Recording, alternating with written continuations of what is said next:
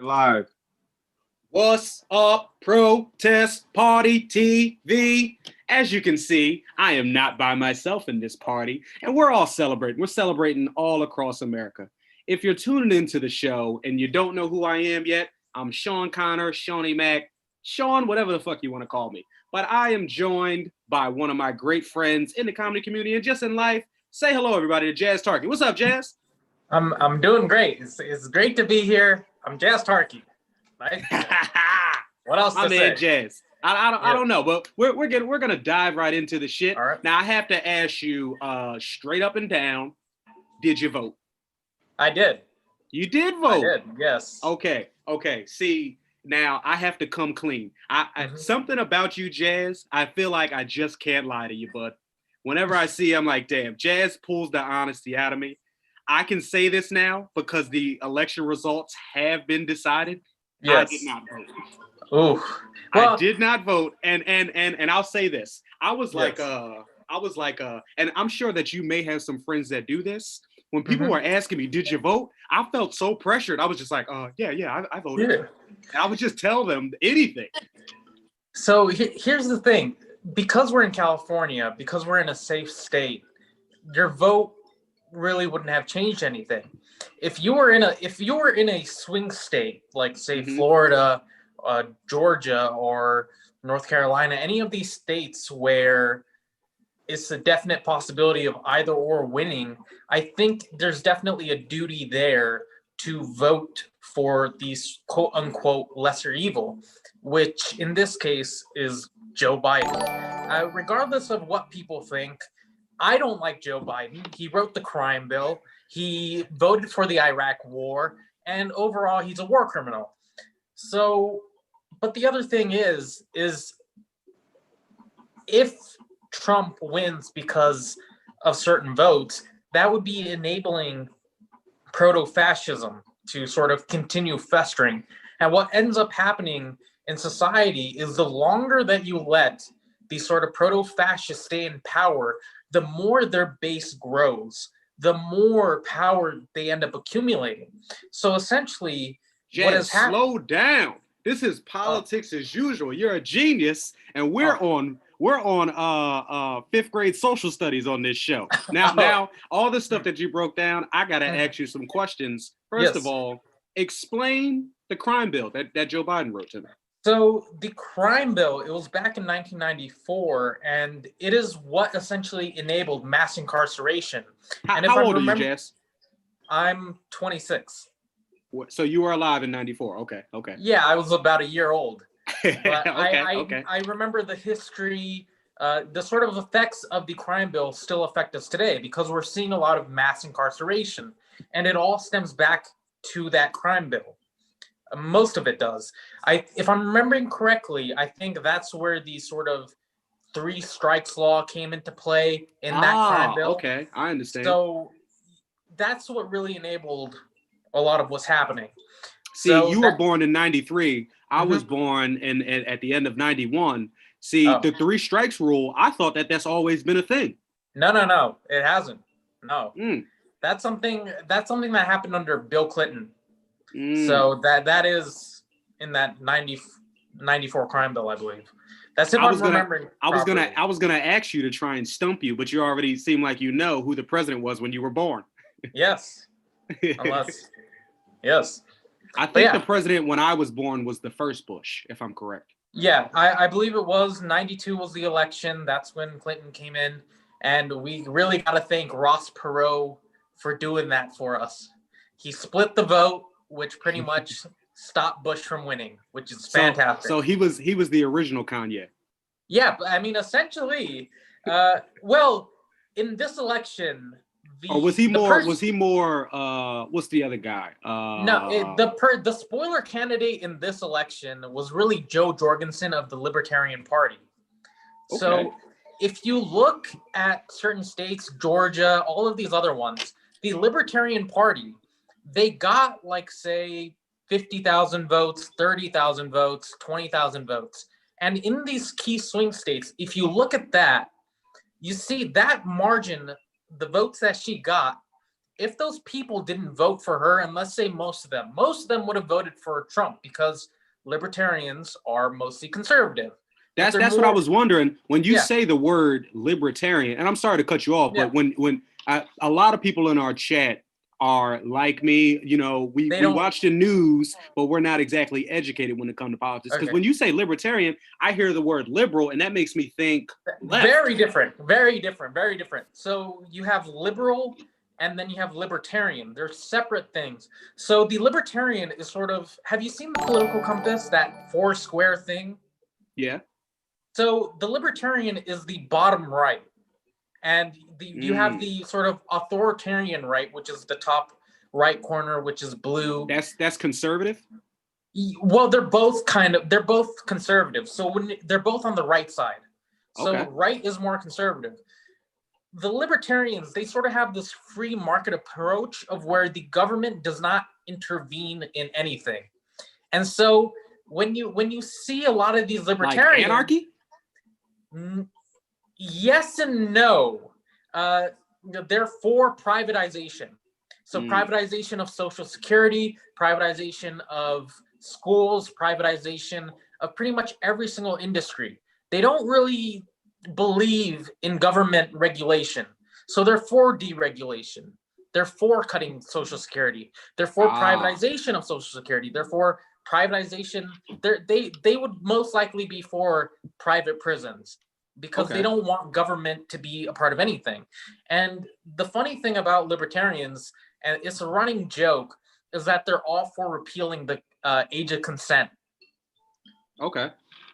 So that's their big calling card.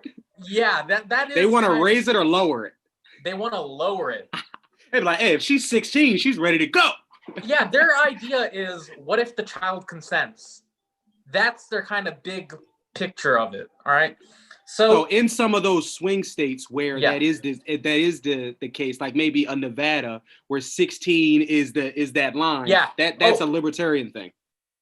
Well, yeah, they don't really like government intervention in anything. So if you go to Nevada, the sort of vote margin for Joe Biden was up by like 10,000 votes. Yeah. Now, the Libertarian candidate in Nevada got, I think, 12,000 votes.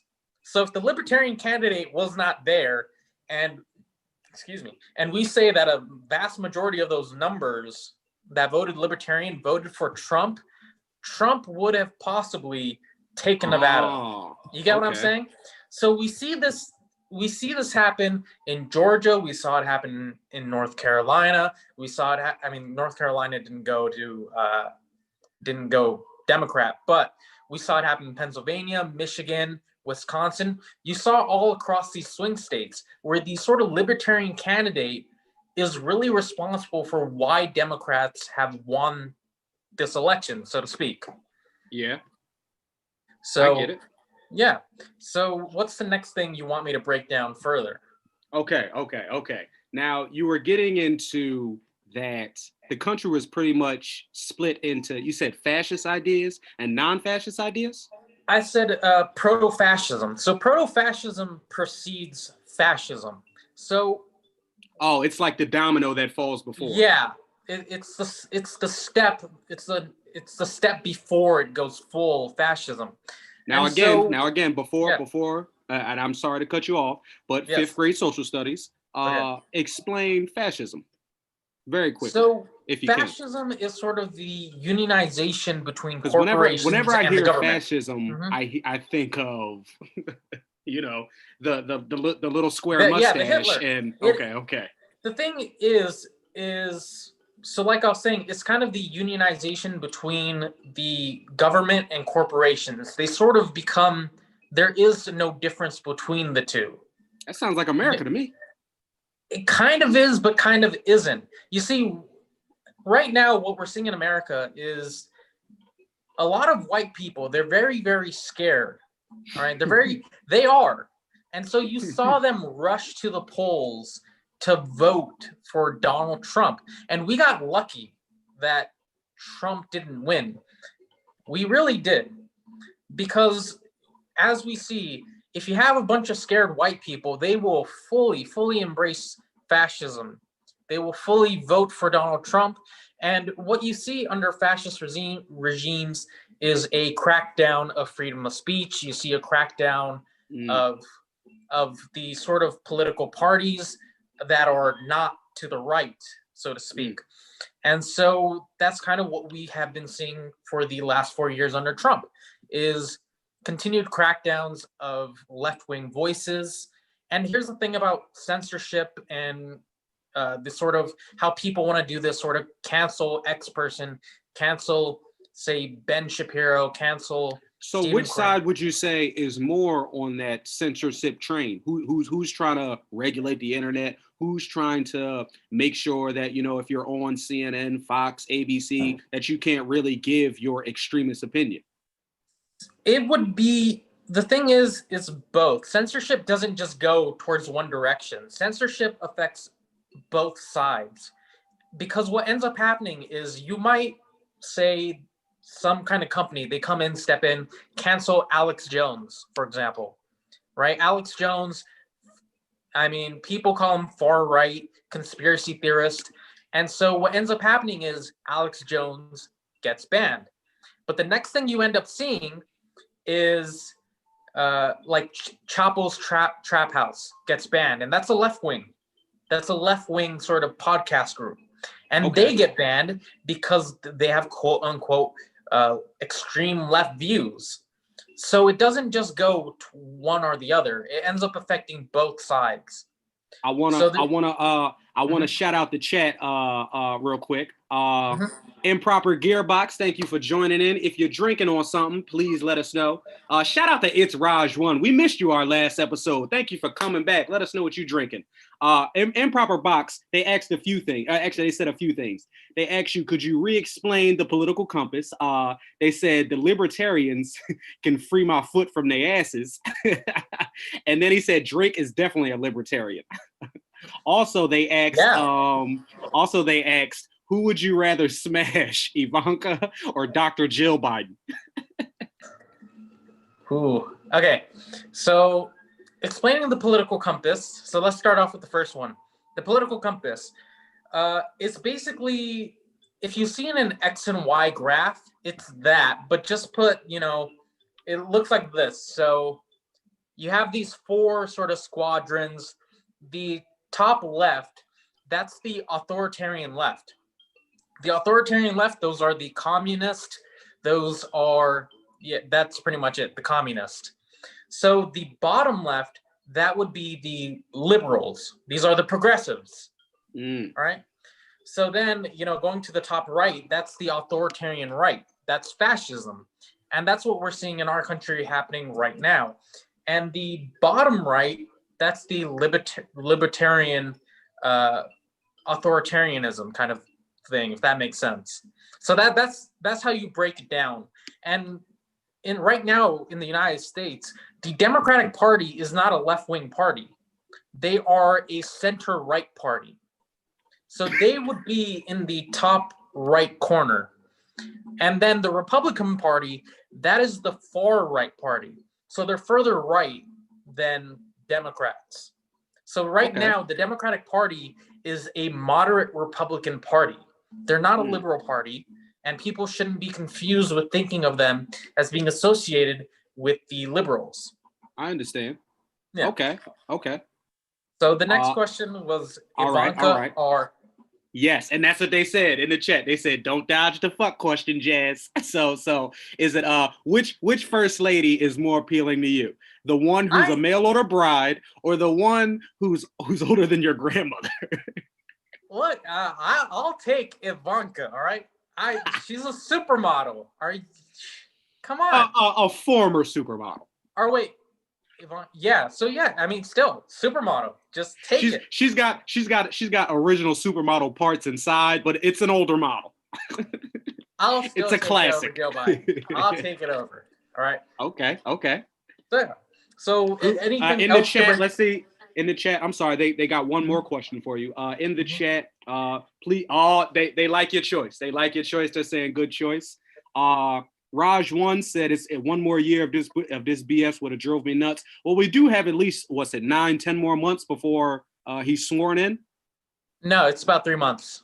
Oh, okay. Or 2 months, actually, 2 months. So Joe Biden gets sworn in on January 20th. So that's about 2 months and a week. Okay. All right. Yeah. Word. And the last thing that they want you to speak on, Improper Gearbox, do you have? Oh, actually, this is one of the propositions that that was really big in California. Is it 22? Sure. Not Prop 22. I've had enough of hearing about Prop 22. Honestly, Californians fucked up that proposition. I'll be honest. They have messed it up.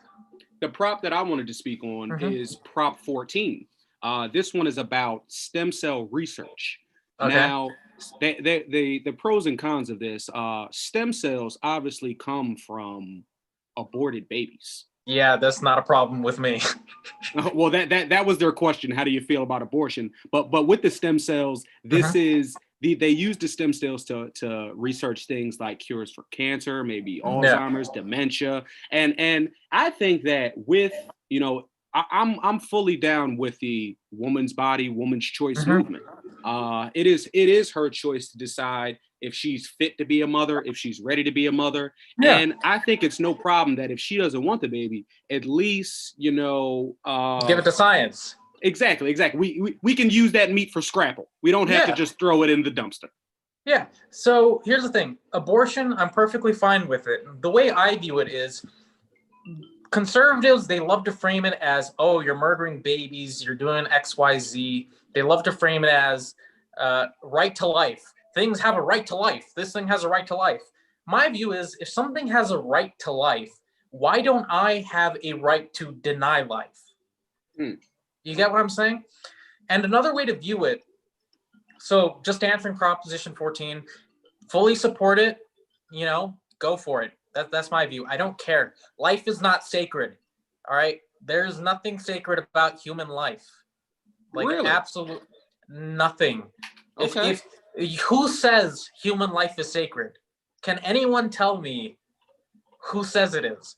Like, are we gonna go ask JFK, Gandhi, MLK, hey, is life sacred? I am JFK and I say life is sacred. But they're dead. You get it? If life is so sacred, this is sort of a humanist concept, humanism, which began in the 1800s, which says human life is sacred, human life is valuable. But to me, it really isn't. Like, are some of the products of human life valuable, or is everything just like nothing matters? It's kind of like the nothing matters. It's like, can somebody name me like what are, like, for example, are ants better than humans? It depends what you're grading them on.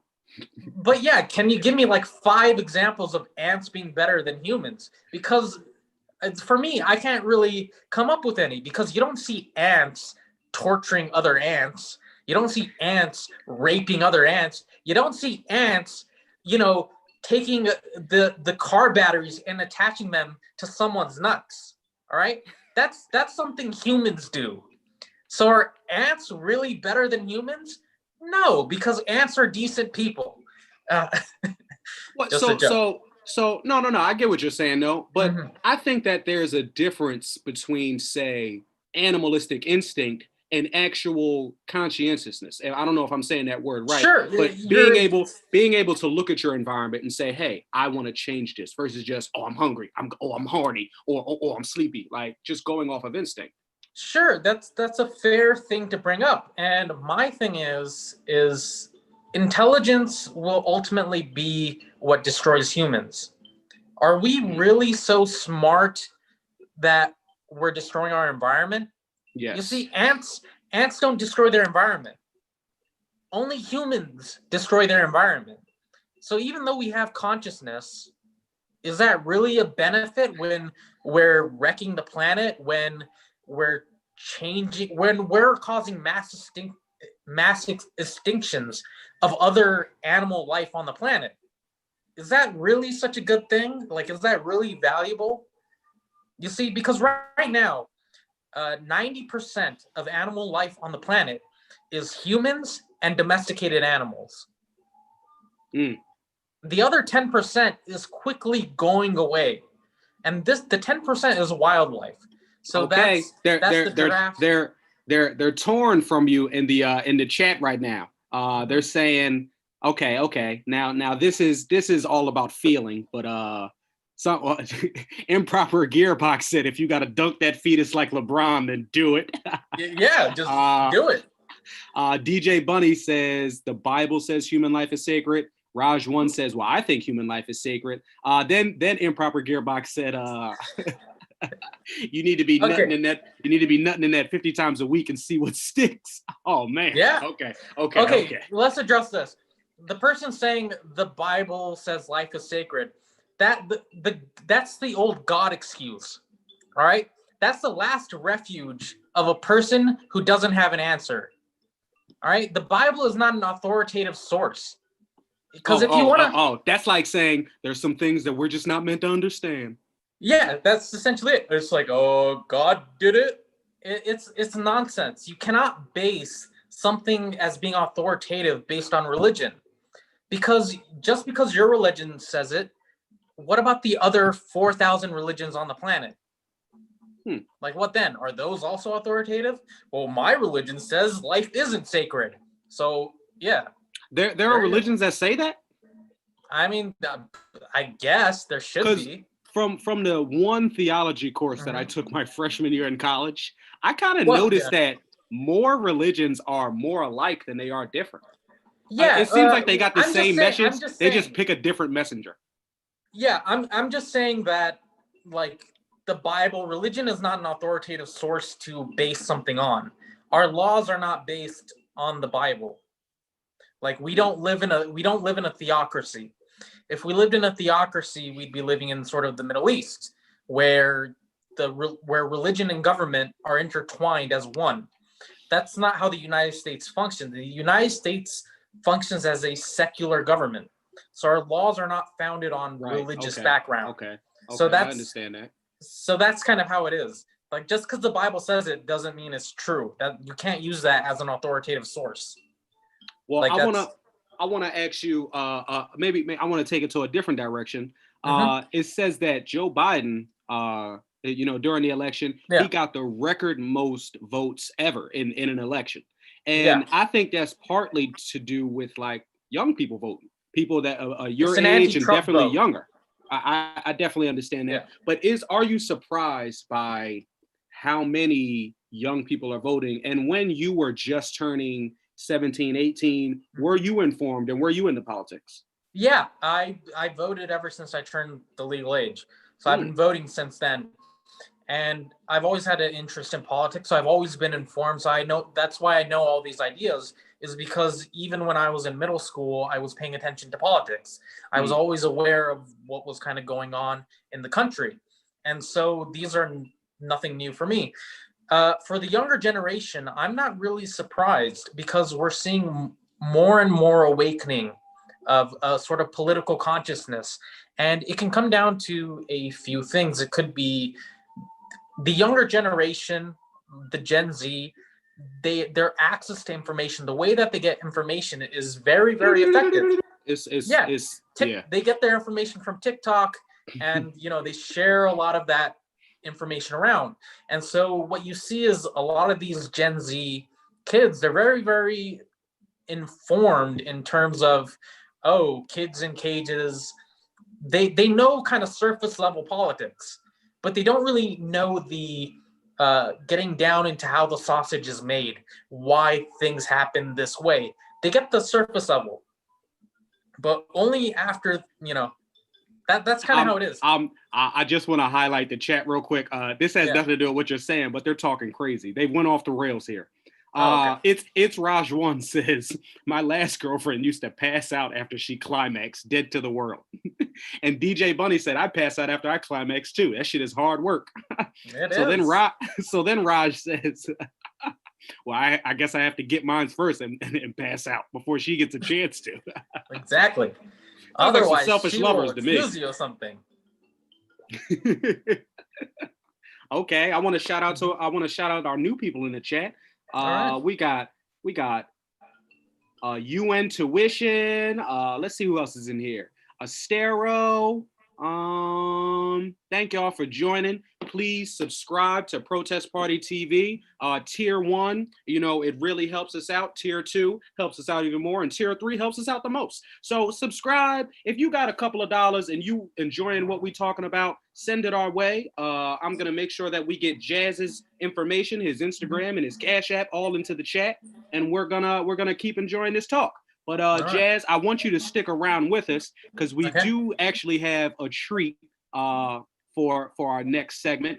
We have a Trump supporter going to join us, and I'd like you to indulge in this conversation with me. All right. So we're going to be back. We're going to be back in about 3 to 5 minutes. Please, run to the kitchen, get your drink on. If you're smoking, get your smoke on. I'm about to light up myself. What you got there, Jazz? What you sipping on? It's Alberto's Mexican food. It's Jamaica. Okay. I love Jamaica, man. I'm addicted to it. I can't stop drinking it. Somebody in the chat said their Mexican neighbors was celebrating, so that's all good. It's fantastic. And please, continue to tell a friend, and we'll be back in just a minute. And thank you very much. All right.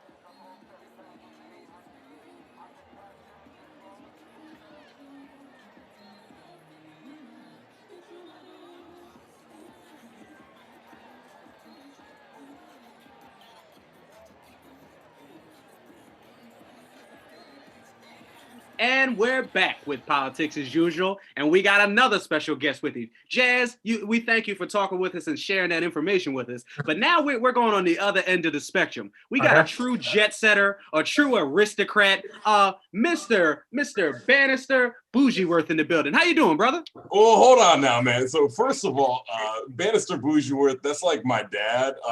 I just kind of go by BJ. You know what I mean? So I get it. Yeah. I get it.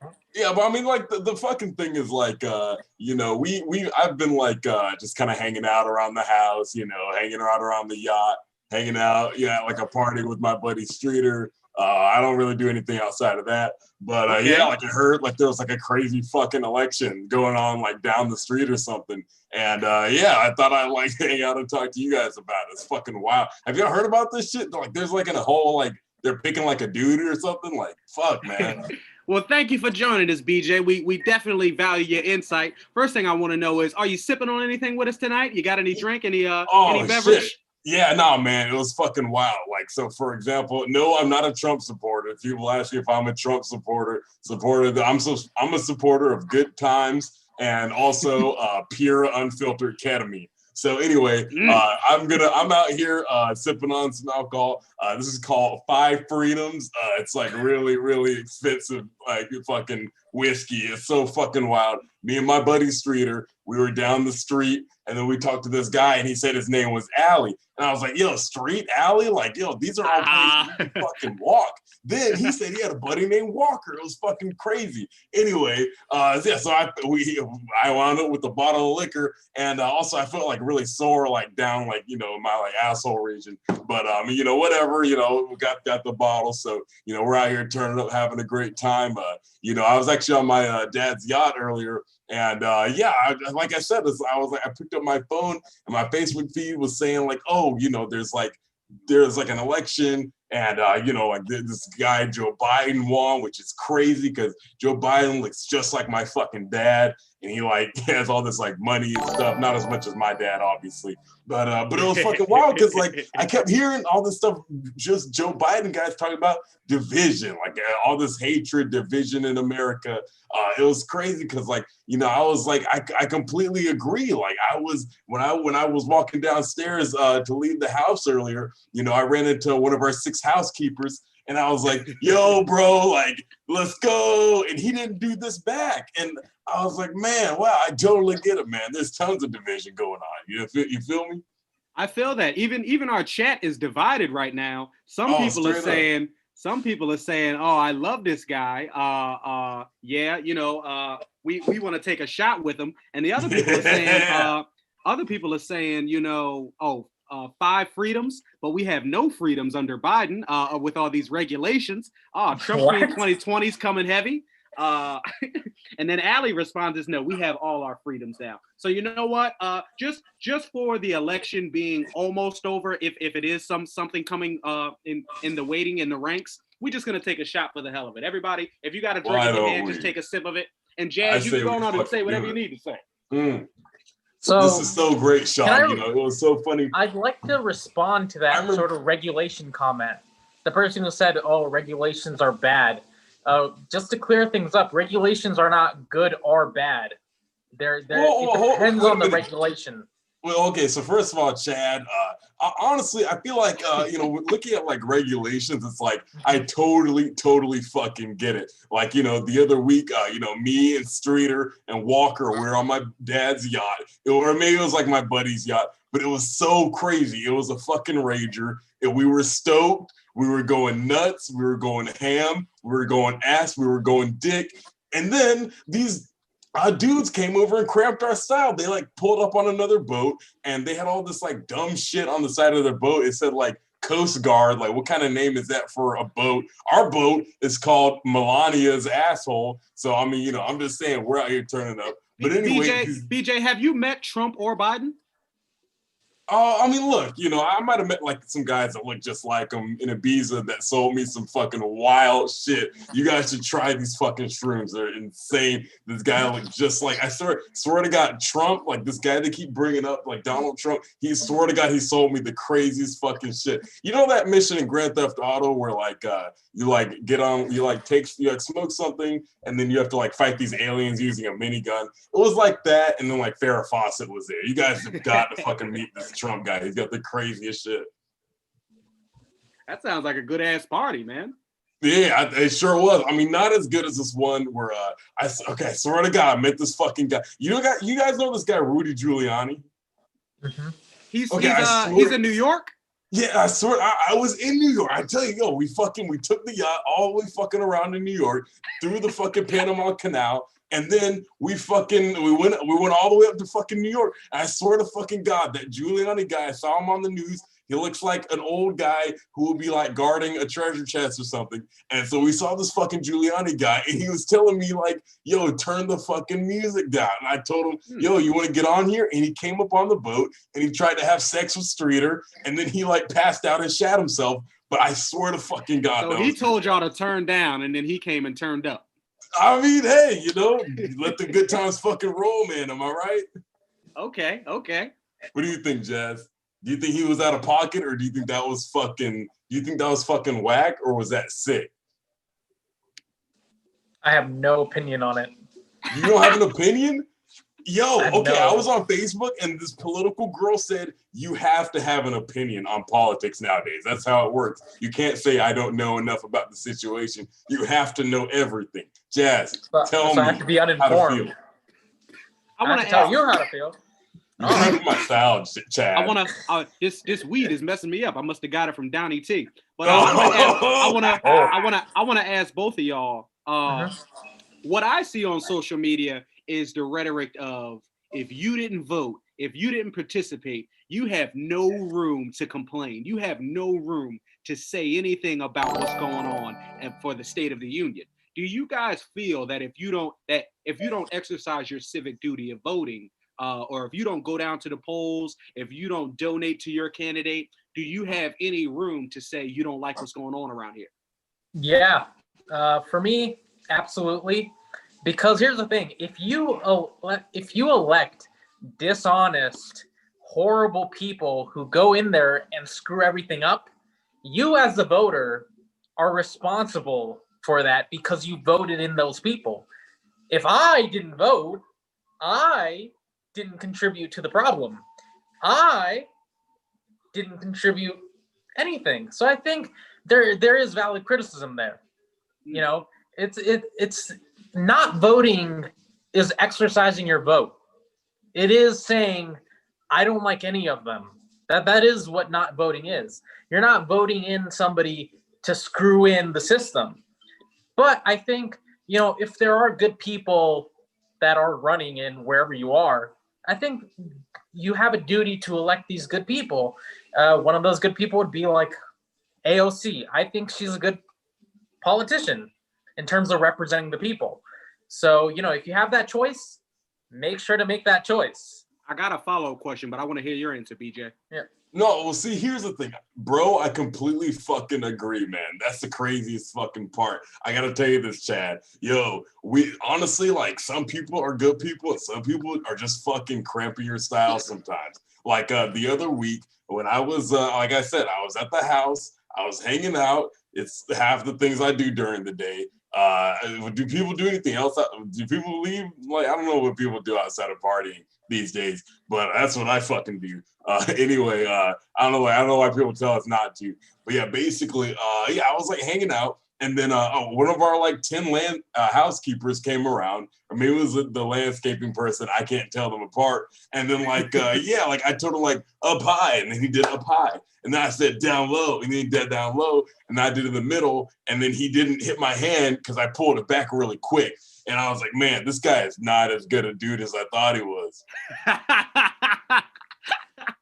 Yeah. Okay. I've met those type of people. So if you've got no room to complain if you don't exercise your duty, then I'm going to ask you, what if you don't take your duty seriously, but you use it? Like say I vote for Mickey Mouse, or I vote for Kanye West, or I vote for fucking Shucky Ducky, and I went in there, I exercised my vote. People like to say that that's a waste of a vote. Do I still get to complain if I quote unquote wasted my vote? No, you didn't waste your vote at all, bro. Hold on, I gotta, Chad, I'm sorry, but I gotta jump in right quick because you just brought up my boy Shucky Ducky, and Bali sold me the craziest shit, man. Oh, I gotta give him a shout out right here, man. Yeah, Chad, say what shit you were about to say. Okay, so absolutely. In Australia, they have a mandatory voting, and that requires every single citizen in Australia to go vote. But here's the thing. The way that they do it is they just check your name off a list. They just go in there. They can write Mickey Mouse. They can write, Shucky Ducky. They can write all these people. And they're still exercising their right, and they're exercising their opinion by not choosing the politicians on the ballot. And so you're doing the same thing. You're saying both of these people are really shitty, and I'm not gonna enable either of them. Okay. All right, I gotta give you the hot button question of the chat, BJ. The chat wants to know, if you have to choose, you gotta smash one of them. Which first lady are you smashing? And I just found out that I got the name wrong, Jazz. It looks like Joe Biden's wife's name is... Don't matter what her name is, man. I tell you right now, if she's down to do some crazy shit, yo, I'm fucking in. I'll tell you something right now. Biden, right? I don't. Hold on, Chad. Now. Well, the question is, which one are you taking? Are you taking Ivanka? Are you taking Joe Biden's wife? Look, man, I've been all over the world, been trying to smash chicks all over the world. I gotta tell you, Eastern Europe is the hardest fucking place ever, man. It's so fucking wild. Every house party you fucking go into, there's a guy there, and his name is Vladimir. Not even Vladimir, but it's got a W on the fucking beginning. It's the craziest fucking shit ever. And if you call him Vladimir, he gets mad. He starts being suka blah blah blah blah, and he it's sort of, these guys are built just like the tanks that they were rolling down the fucking street the other day in that same fucking plaza. And so he has bottles of vodka just to break in case he gets into fights. He doesn't even drink his vodka. It's just what?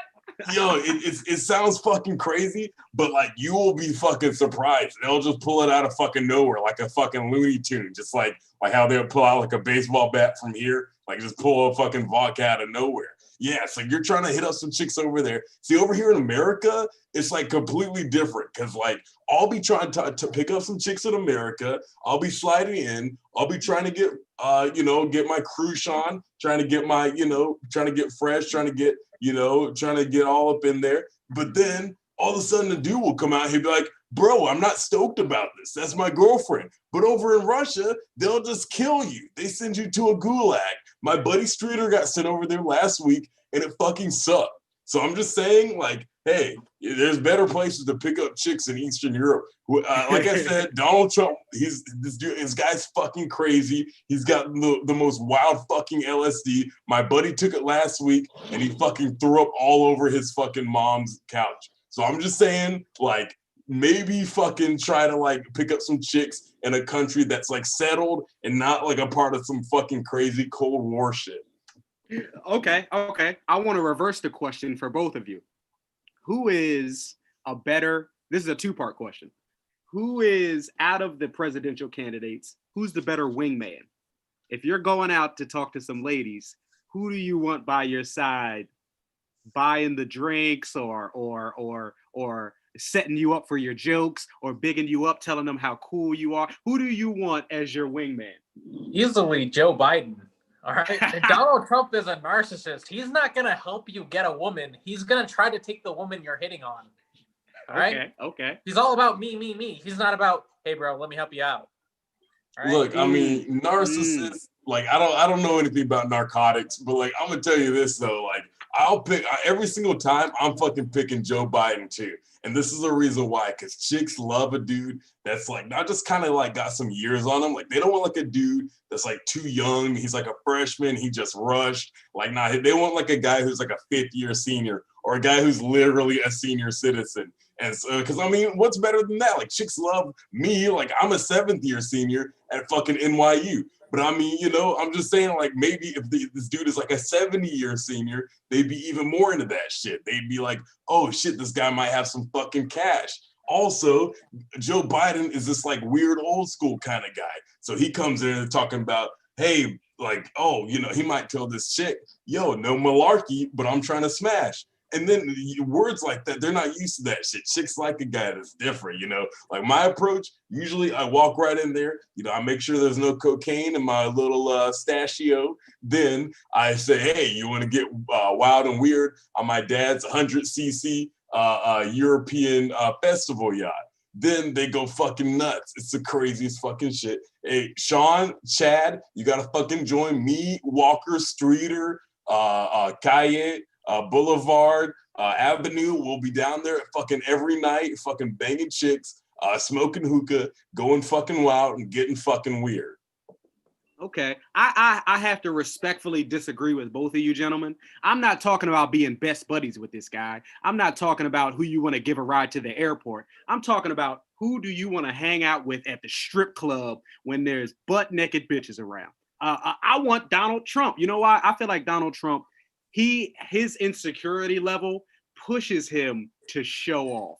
And that spectacle in itself will be hilarious for me to watch. Like if one of his jokes doesn't land, if just one of his jokes doesn't land, he's gonna be like, hey, you guys wanna go party on my yacht? He's just gonna pull that out of his back pocket. Like, or if 50 Cent comes on, he's gonna like, yeah, I know this song. I love 50. I love 50 Cent. He's Donald Trump is going to be the talking piece of the evening at a party, and I much want him to be the shiny glass water fountain, not glass, ice water fountain in the middle of the party than I would rather old rundown Biden. Not run down, but I mean, you know, he's going to give you those grandpa stories like, hey, back in my day, we did the twist, and I don't want to hear none of that. Hey, he sounds like my kind of guy. I fuck with it, bro. See, the way I disagree was you're looking for a wingman. Wingman's job is to help you pick up woman. All right. So if you're saying that, you know, you choose Donald Trump, then he's not really a wingman. He's just a show-offy jackass. He's just a jester. He's just a jester. Yeah, he's just a jester. That's it. Look, so, I mean, he might be a suggester. I don't know what he might fucking do to these chicks in the club. I'm just saying, if he's got to grab them drugs, I'm fucking in. Okay. That's really in the chat, Trump Queen 2020 said, ask Stormy Daniels how fun Trump is at the strip club. Shit, I already did, man. It was fucking crazy. And oh, that's Allie says, nah, Joe will eat ice cream and make it look sexy. He can do anything. Joe Biden has dementia. What are you talking about? His brain's melting. He's got his brain's melting like the ice cream that he's gonna eat, just dripping out. All right, well then I have this question for y'all. What I wanna know what both of you think of this. What does this mean? I've been hearing this all over Twitter, Facebook, Instagram. The lesser of two evils. We got to decide on the lesser of two evils. Now, I don't want evil one. I don't want evil A and evil B. If it's evil, I kind of want to turn around, maybe do an about face. But as you guys said, if I don't choose an evil, I have no place to complain about it. So how do I go about deciding what is the lesser of two evils? What does that mean?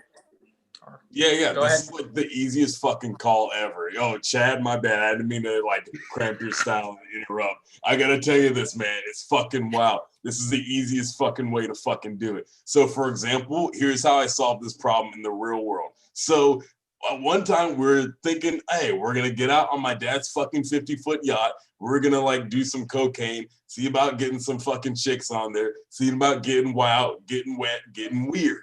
But the problem was that we had to pick the lesser of two fucking evils. So it was like, do we get Kappa Sig on here? Do we get Delta Sig on here? Because both groups were trying to rush and they were trying to get their guys to come on board and hang out and fucking party with us. And so we went and we talked to Delta Lambda, which is a sorority with chicks that are banging, all of them blondes, all brunettes, or some brunettes. Then they had a good ratio. All of them had good ass to tit ratio. All of them were fucking banging. No fat chicks. It was all straight, all good. We talked to them and they helped us pick the lesser of two evils. They said the Delta Sig guys are kind of weird and they puked on Maddie's couch last month. So I'm just saying, sometimes you have to pick the lesser of two evils, but you gotta fucking pick, man, or else you're gonna have Joey and you're gonna have Marky and you're gonna have Sammy and they're gonna be fucking puking all over your new fucking couch, and then you have to explain to your dad what the fuck happened that last weekend.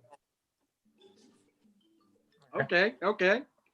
Jazz, do you remember the question, or do you want me to repeat? Yeah, it's about the lesser of two evils. Yes, sir. Let's describe what exactly is evil about each one. So with Trump, you're getting massive deregulation, and that's basically leads to pollution of the water wells that you see all across country.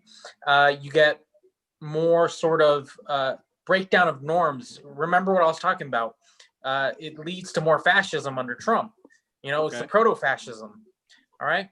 I understand. So, right, deregulation, environmental damage, removing the regulations to protect the environment. Right? That is evil. But under Joe Biden, what you get is you get a return to the Paris Climate Agreement, the Paris Accord. You get I'm kind of blanking on it. BJ, did you just how many substances do you have over there? I just seen you do. Hey man, not enough. I just seen you do 3 things in a row. You would hold on now. See, like I said, I'm trying to get fucking weird, and sometimes you gotta pick the lesser of two fucking evils, man. I'm just saying, I had some fucking radical fucking coke that this guy got me. I swear to God, he looked just like fucking Nancy Pelosi's stepdad, and so this guy was fucking wild. He got me that crazy shit. Then there's some other, I don't even know what the fuck this is. This is some root or some shit. I don't know. He said like chop it up and fucking smoke it and like snort it or inject it. It looks like you're drinking Chemical X from the Powerpuff Girls over there. Hey, I'm just saying, man, lesser of two evils. It ties right into what the fuck Chad right here is just fucking saying. Chad I didn't mean to cut you off, Jazz.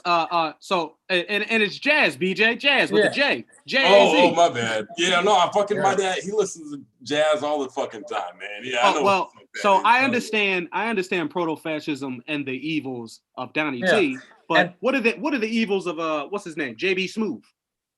Who? Joe Biden. Oh, Joe Biden. We're talking about the lesser of two evils. Like I was saying with Trump, you get deregulation, environmental damage, breakdown of norms, more sort of crackdowns on people on the left, people who are liberals. Under Joe Biden, the reason why he would be a lesser evil is because return to the Paris Climate Accord. Why do I keep blanking out? I'm trying to remember. What is it? You're on that same shit I'm on too. I'm forgetting. It's like I just keep forgetting. So return to Paris Climate Agreement. I'm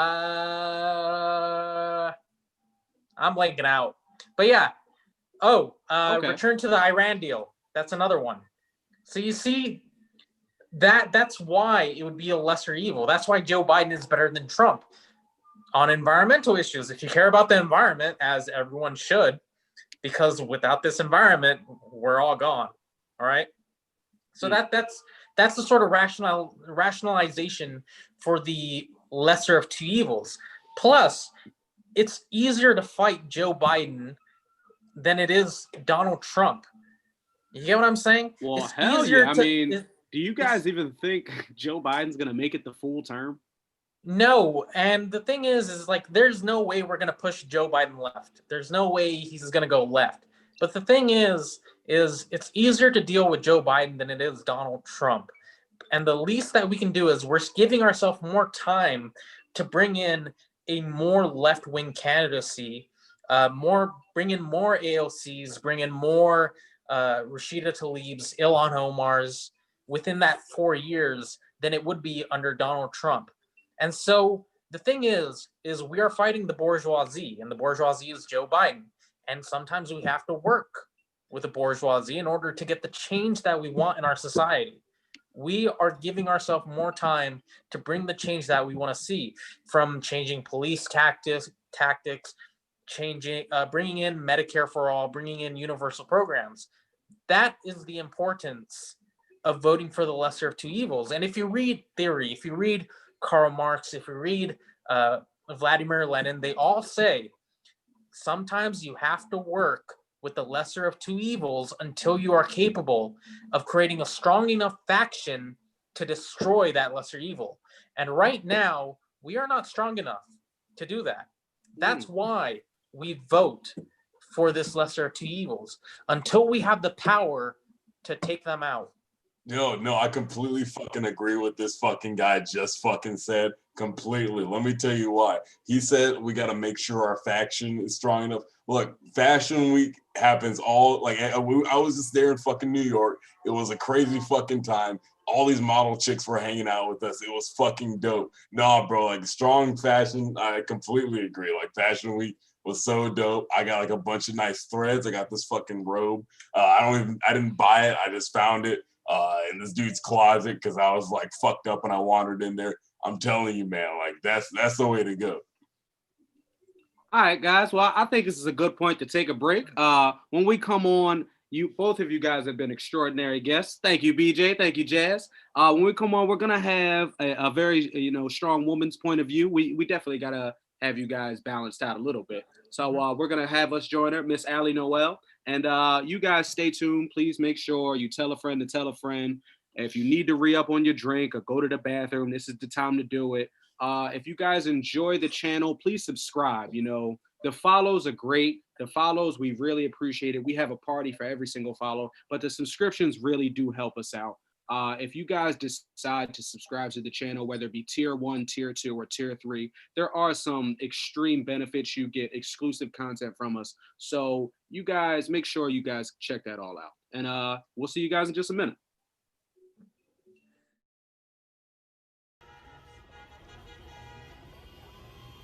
Get it right, get it right, get it right.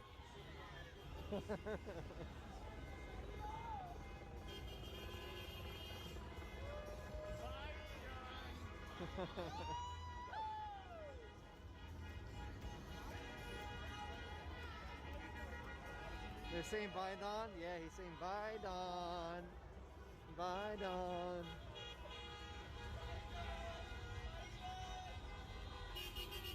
Woo!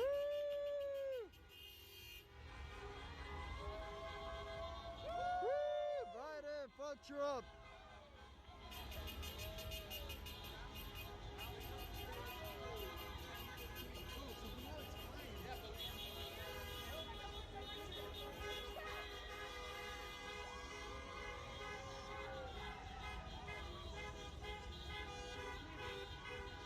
Fuck Trump, fuck Trump, fuck Trump. I should just say that, huh? I should just say fuck Trump.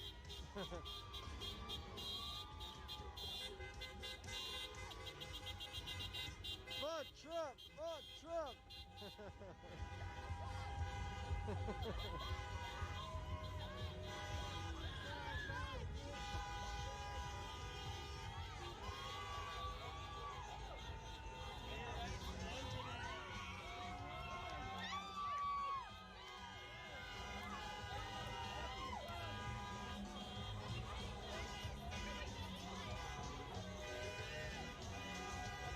Oh,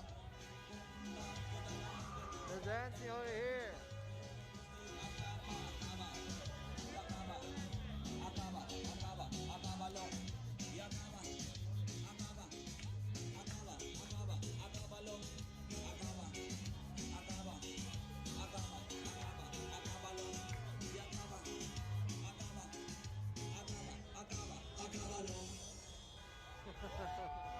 Acábalo, acábalo.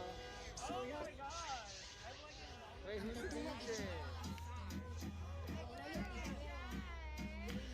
How do you get in there? You jump? I'm over, bitch. Yeah, dude. Yeah, let's go.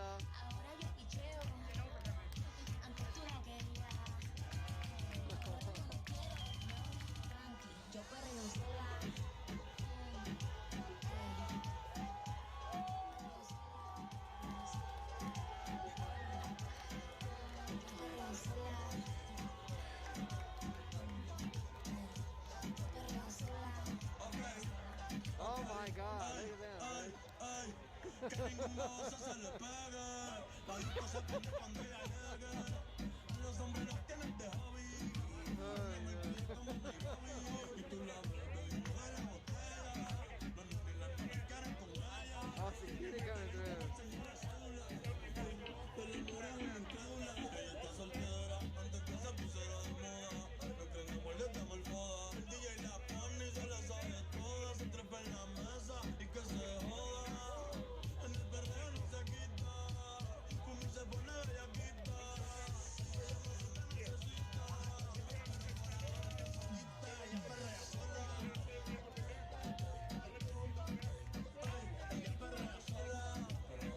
time out. Negative comments. Fuck him. Get him the fuck out of here.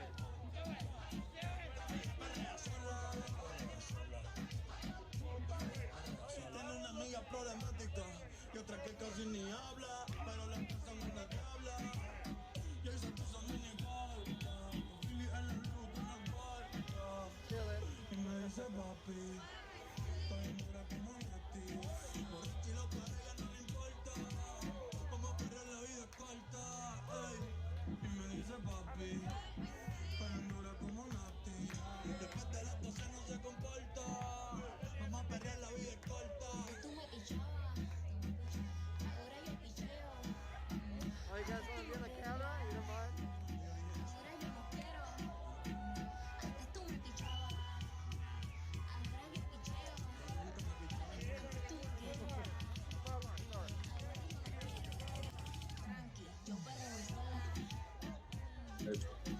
What's up? We're back with Politics as Usual. It's fucking Sean Connor, and we got a full house in this motherfucker. So let's introduce everybody that's here. Joining us back, like I just said, strong, beautiful woman, Miss Allie Noel. Everybody welcome her to the chat. Make some noise real quick. What's happening, Allie? Yeah. Yeah. And some of you know him as the real Aaron Mon, but I call him Aaron Monte. So everybody give it up for this nigga. Hey, You know, I'm out here. What's up, Allie? So since we got our panel, our lovely guest on here, our full panel, we're going to talk about whatever you guys want to talk about. So if you're in the chat, give us some topics. Every time we have Politics as Usual, we do this at the end of our episodes, and we're extending it just so we can make sure we're talking about the shit you guys want to hear. We appreciate you guys, following and subscribing to the channel. And as we call it, the lightning round, the lightning chat, whatever you guys want to say it is, just comment shit in the chat and we'll talk about it. It can be about politics. It can be about pop culture. It can be about bitches bouncing that ass. I don't give a damn. Just comment in there and we're going to talk about that shit. One thing that I see, oh, damn. Ford Shelby. Oh, all right, word. He's coming out early and saying, talk about the death penalty. Oh, right. Oh, shit. Was that one of the props this year? I don't think so. I mean, look, all I'm saying is this. When people are trying to cramp my style, honestly, I say give them the electric chair. Fuck it. That's all they got to do is cramp your style? Yeah, I'm just saying, look, it could be that. It could be kill the fucking vibe. It could be fucking spill the fucking keg. Any of the above. And honestly, I don't give a shit. If you fall off the boat, I'm not fucking throwing that shit down at you, man. You better find your way back up. What year did the death penalty become a thing? Is that a new thing? Is that an old thing? An old It thing. is an old What do you thing. mean Niggas used to become a get thing? hanged Become a all thing the of time. topic of like. No, like I love hanging, yeah. Like the death penalty, like you can just kill someone in jail. I mean, no, it's a process. It ain't like, yo, It takes a while. You're on like death you, row you're for dead. a while. Yeah. And that's everywhere. Like last person that No. But California, we're not a death penalty state. We're not a capital. We don't. Yeah, last person to get the death penalty was Tookie Williams when I was a kid in Yeah, LA. my at dad least. knew him. Oh yeah. Yeah, Wow. I mean, I grew up in LA, so you know. Yeah, same here. Yeah. Exactly. And how do they do it? How do they death people? I thought he was giving y'all Injection? Does that hurt? I'm It's sure actually not dying. supposed Yes and to. no. If they feel Well, like I it's know gonna a guy in hurt Abuja who you, could make they sure it won't do feels it. fucking great. I guess it doesn't matter if it hurts you dying either way. I can hurt explain dying, this dude. very I don't well. think it's gonna. that feel good was under regardless. Arnold Schwarzenegger. That's right. When Arnold Schwarzenegger was in office, yeah. It was a huge thing. Everyone was protesting it. It was wild. I remember. He was that. on death row for debate. like years. And then they were like, we're gonna kill him. And we're But what's fucked up is there's like Charles Manson, like all these other serial killers in All California. right, but do you think they deserve to die? yeah. Do you think some people deserve to die? You know, I don't believe in capital crimes. Well, I don't believe in that either. But what I think that Stanley Tookie Williams was the only one to get that because he was a black man. That was the only reason why he got the death penalty. Like there were so many other people that could have got the death penalty, and they were on death row longer than he was. So it was like the reason they chose him was the main thing when people were protesting. Like, why is Stanley Tookie Williams gonna be the one? Like, he started an organization that niggas are mad at. Like, what is you know what I mean? Like, it was a few other things too, but I mean, like, it's pretty wild. I remember that whole thing. It was crazy. So Allie, I can would you explain- kill someone? Huh? Would you kill someone? Why you ask me that? I'm not. BJ, have you killed someone? All right, forget it. Go ahead, Jazz. I'm sorry. I'm sorry. Hey, wait a minute. I was fucking out of it. I'm sorry. He was doing a line of coke. That's what he's doing. I mean, I wouldn't kill someone, but Sean, would you kill someone? Yes. In the right circumstances, yes, I would. You would watch somebody's life leave their eyes. If someone came into my home and threatened my family, I would have no problem ending their life. Okay, so you want to know, like, okay, that's self-defense murder, but I'm talking about like murder that's like, you know, plotted, you know, like the only way I would murder somebody is if a dude gave me HIV and I'd be like, oh baby, so I got us a hotel room, and he gonna be like, really? And I'll be like, yeah, and I'm like, I just love you. And so, you know, I'd be like, okay, let's come to the hotel room, you know, and then we'd smoke and we'd drink, and then, like, you know, like, we'd have sex one more time because we both got it. And so, you know, and then I'm like, okay, great. So while he's sleeping there, I get my knife, right? And so I'm like, I just wonder if I'm quick enough. Like, I'm like, should I slit the throat? I've always debated about this. Should I slit the throat? And I'm like, will he feel me get on top of him? Because you got to be in the right position, you know what I mean? Or do I just stab the heart right away? Now, that takes a lot of force, you know what I mean? Mm-hmm. Like, no, straight up, like, it's murder-suicide. If you ever hear about my murder-suicide, you know what's up. You don't even know, like, why she killed him? Like, oh no, we know why she killed him. She told us many times. So, you know, I'm just like, and if I'm dead ass. Like, we are not living on this earth. There's no cure for it. There still hasn't been a cure for it. Like, you're dying today. So you think that you would kill yourself after killing him? Yeah, or yeah, but I would take pills though. Yo, that happened to my buddy Dave. He was rushing Delta Sig. That happened to him and this other dude in his pledge class. It was fucking wild. Man. If you're doing murder-suicide, why don't you use a gun?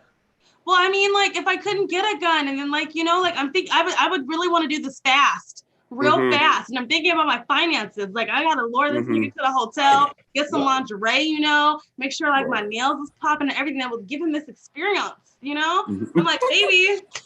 Oh, okay. So if you take the pills, you at least get to be found pretty. If you shoot yourself, you're like, oh, I got a wound.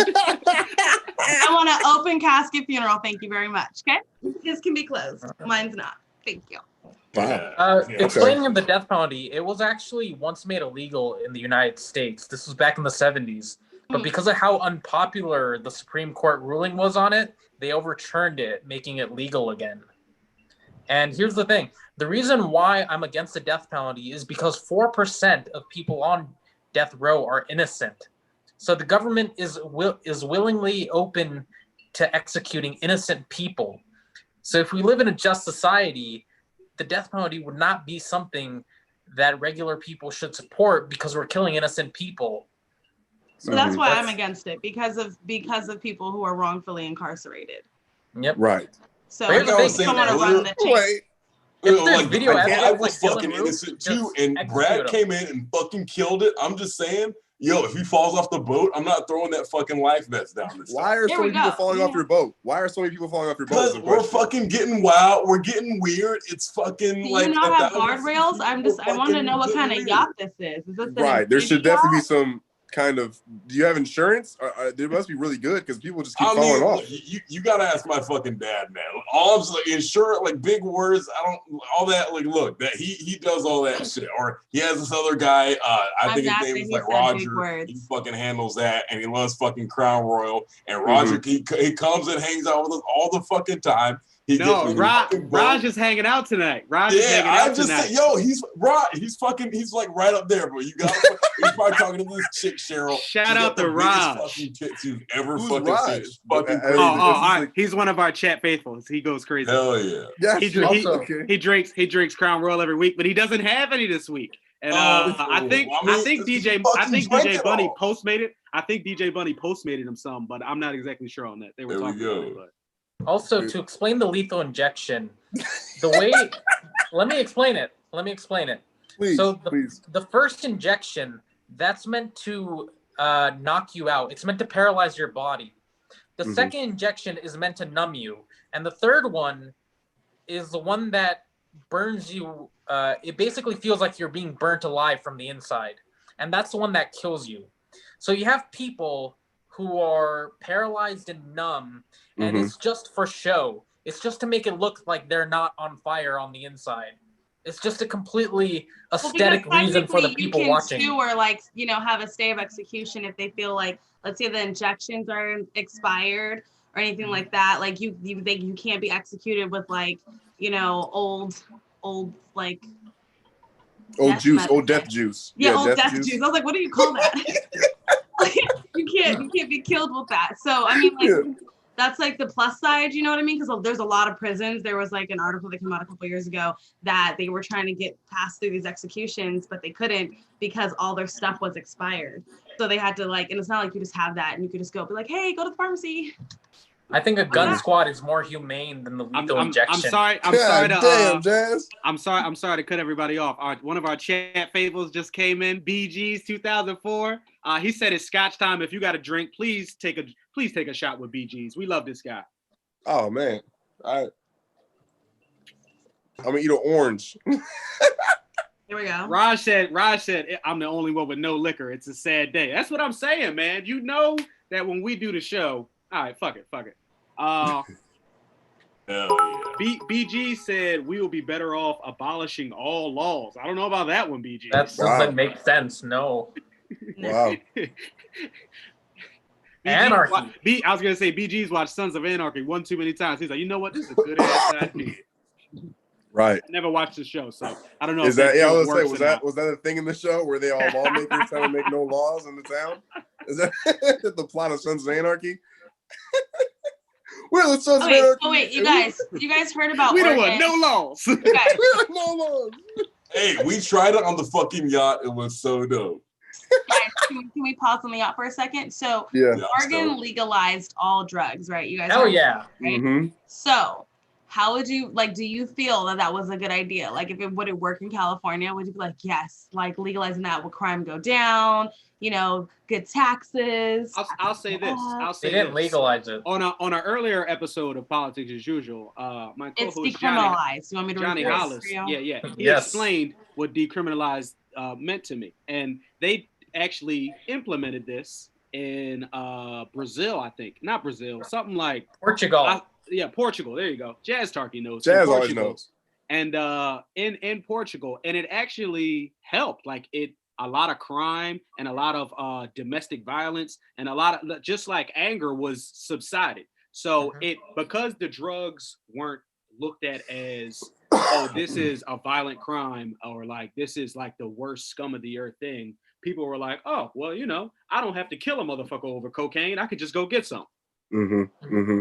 And, True. It worked in that country, but America has a lot more oppression, so I don't know if it'll work in Portland, Oregon. We just saw them. We saw them protesting the other night, and they was out there fucking. The police were lined up with AK-47s, and these niggas was out there doing the nay-nay. I was like, "What are y'all? This is not gonna. It's not gonna work." Like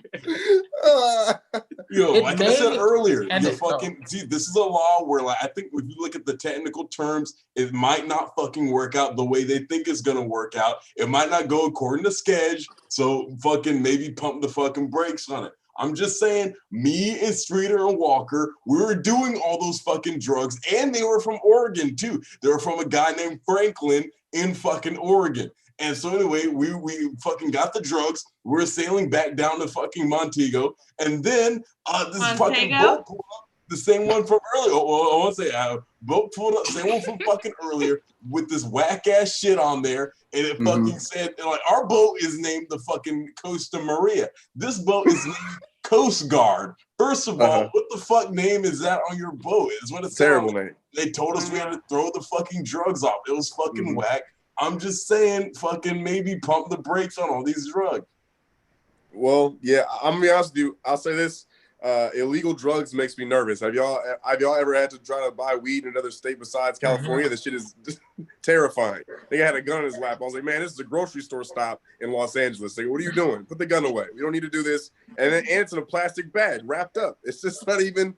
It's ridiculous. So make them legal. You know what I'm saying? Make them safer to buy. You know, I'm sure. What was your name again, sir? What's your name again, sir? Yeah, my bad, bro. Yeah, my name is Banister Bougie Worth. Junior, people call me BJ. I don't know. You look like such a Conrad to me, and I just feel like we fit each other. Like our voices sound the same, and I just feel like we're like both like high class society. Right. Yeah, there we go. And you have a yacht, and I have a bathing suit. I'm just saying. Hey, just saying, you got an open invite, Allie. If you're trying to get stoked, we're fucking here every fucking Friday, every fucking Saturday. Honestly, every day of the week. I don't have a job or anything. Okay, so Banister, you look like a Conrad to me, but Banister. Straight up. Can I check in with the chat real quick, guys? Yeah. Sure. All right, cool. Raj said. Wait. Shout out to BGs. He gave us 6 cheers of bits. That's very lovely. We appreciate that. Nice. He is a subscriber. Laws and rules are cool. Raj is saying this. Laws and rules are cool, but the pipeline to prison sucks. Then BG says laws suck, legislators suck, courts suck, attorneys suck, police suck. Get rid of it all. Ohio rules. I got land for $100 in Ohio. You got those deals where you at? And then Raj is like, damn, land for $100, you can't beat that. So I guess everybody's in agreement on the channel. But that's our chat right now. Okay. All right. I don't know if we want to discuss any of that, but this is the chat discussion. I mean, land for $100. God. Who you telling? No. Listen, I'm into the idea of buying land. Can we talk about this? Buying land is where it's at. How many acres? If you know what you're doing, how many acres? Yes. 1 acre. A whole acre? A whole acre. Exactly, but that's not that big. 1 acre is not that big. It's not big.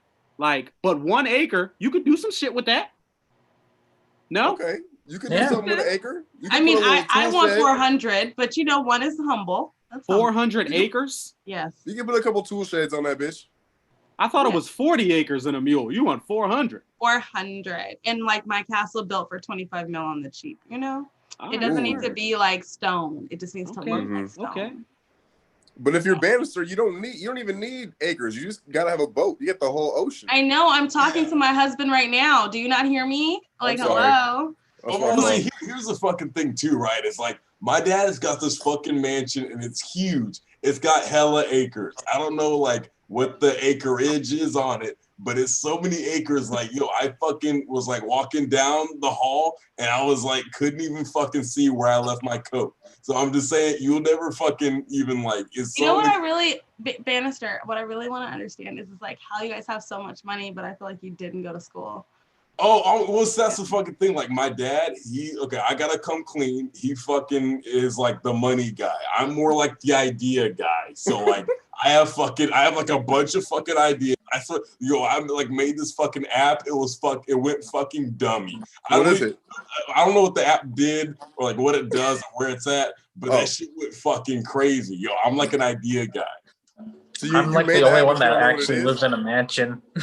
Yeah, my dad, he's in there with his with his girlfriend. My mom, she's got her own. She has a show on QVC where she sells the diamonds and the bullshit. Not your mom on housewives. Oh my god. Okay. Yeah, that's what the deal is. I hate you. I don't know what Jazz thinks about. Yo, Allie, you were supposed to come up on the fucking yacht this weekend. I'm trying to ask, where's the port? You said what does Jazz think about what? I want to know what Jazz thinks about buying land. It depends what you use that land for. That's the thing. Oh, shit. So if you're just buying land just to buy land, the value won't really change as much. It depends on the area. So the best thing to would be research into cities that are growing and then buy land there, because in 10 years you might buy a property or a land that's $100,000. And if it's a growing city and that city booms within the next 10 years, that $100,000 you spent will grow into $1 million. Okay. One thing is my family's accountant. Okay, question. I don't think we should hire Jazz to be our accountant. He just talks too much logic. I don't like that. That's the fucking thing too. I just found out his name was Jazz. I thought it was Chad, and I thought he was my buddy Chad. Babe, I'm telling you, I feel like he would try to talk us out of all of our great deals and be like, no, those are stupid. How dare he? Well, I can explain. Let me explain. So Yeah. my family's accountant. Before Bakersfield grew to where it was, he bought 10 houses there for about 100,000 each. And 100,000 acres? No, just 100,000 for Aaron, 10 stop properties. pretending to be interested. I'm so mad at you. Well, I'm just explaining how what he he did. bought a house for $100,000. What kind of He bought 10 of them, and they were each $100,000. And then after 10 years, when Bakersfield grew up to where it is now, he sold each of them for $500,000. Okay, nice. Okay, so my question is, if I were to buy some land, right, and I was like, yo, and not build nothing on it, because you were saying, you know, it depletes the price. No, the land never goes down. Land okay, never goes down.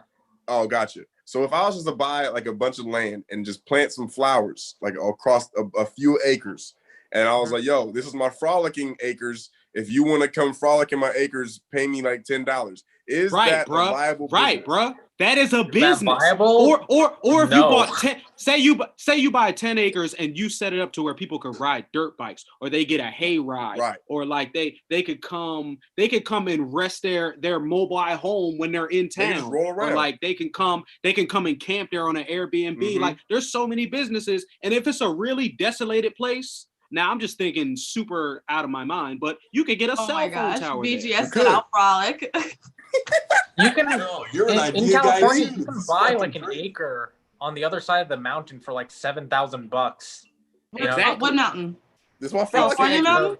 This is my acre. Whichever one's right behind here. You mean the California mountain in California?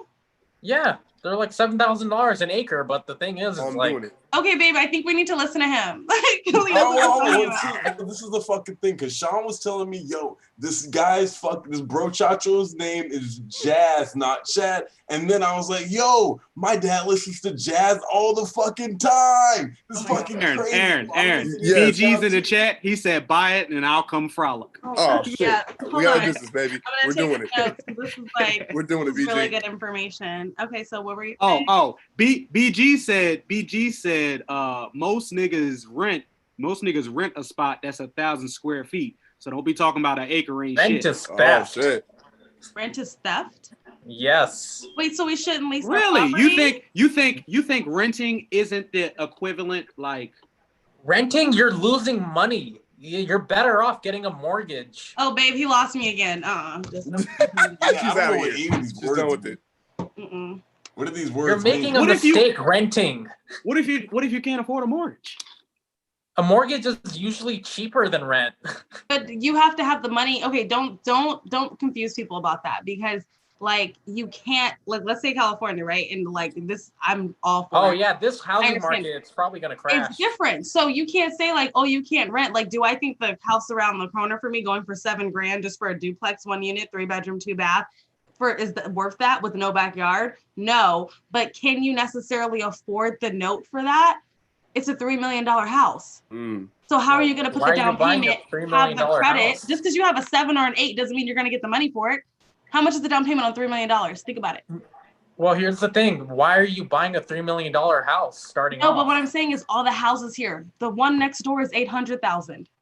Well, I mean, where I live, there's houses for $400,000. Yeah, no one's living over there. Oh my God, babe. Where you live? I live in Rancho Cucamonga. Yeah, that's far as fuck. We're talking about. Okay, I don't know what houses are like in Canada. I'm just saying. Here's the thing: the government has a program called First Time Buyer. Like $3 million, but it's so fucking lit, man. You get like 10 babes on there, it'll be fucking sick.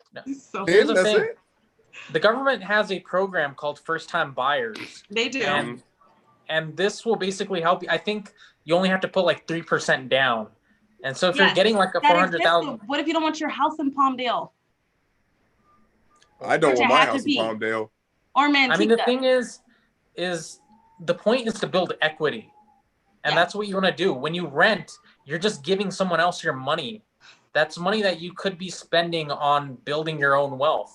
Owning a home is one of the best ways to create generational wealth.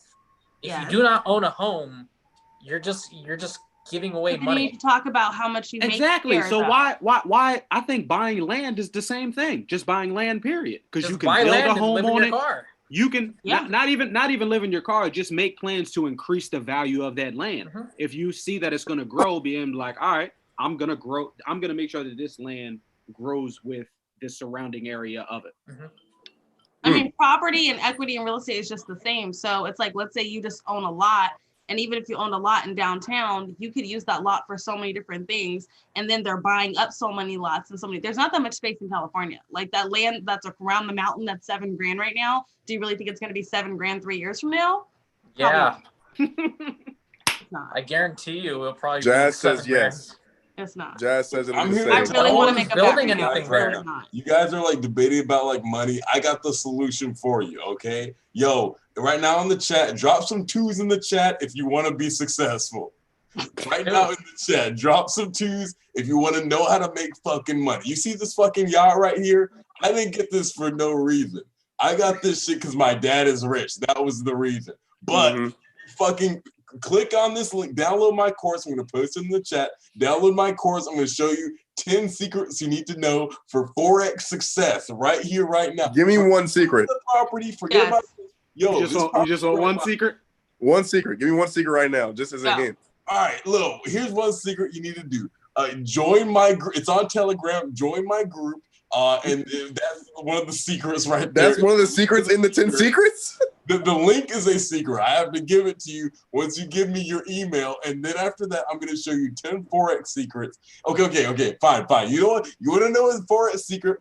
So here's one of the secrets you got to do. So one of them is you got to watch the pips, okay? So you go on there and you see how much is going up, how much is going down. Try to predict how much it goes up or down. Then buy some Forex and give me $300 as well. And then you'll get fucking rich eventually. That seemed like the all-encompassing steps. That seemed like the whole thing. Here's a good way. Instead of keeping your money in the bank, just buy index funds. Oh, shit. Do you have a 10-step program too, Jazz? Because I'm trying to buy just literally. Here's the thing: the nature of the market is always up. Oh shit! If you buy an index fund, regardless of what happens in 20 years, the market is going to be higher than what it was, when you bought it. So that's Banister, what say you? Aaron, are you buying land or are you buying property?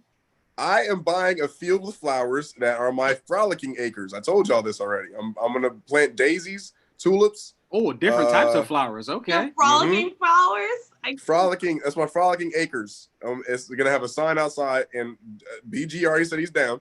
And I'm like, hey y'all, if y'all want to come frolic in my acres, pay me $10. That's all I'm charging. Is $10 for you to come frolic for a minute. It's gonna be mad. It's gonna be mad single moms lined up with their sons. Like, come on, get your ass in the flowers. I need a girlfriend. Oh my God.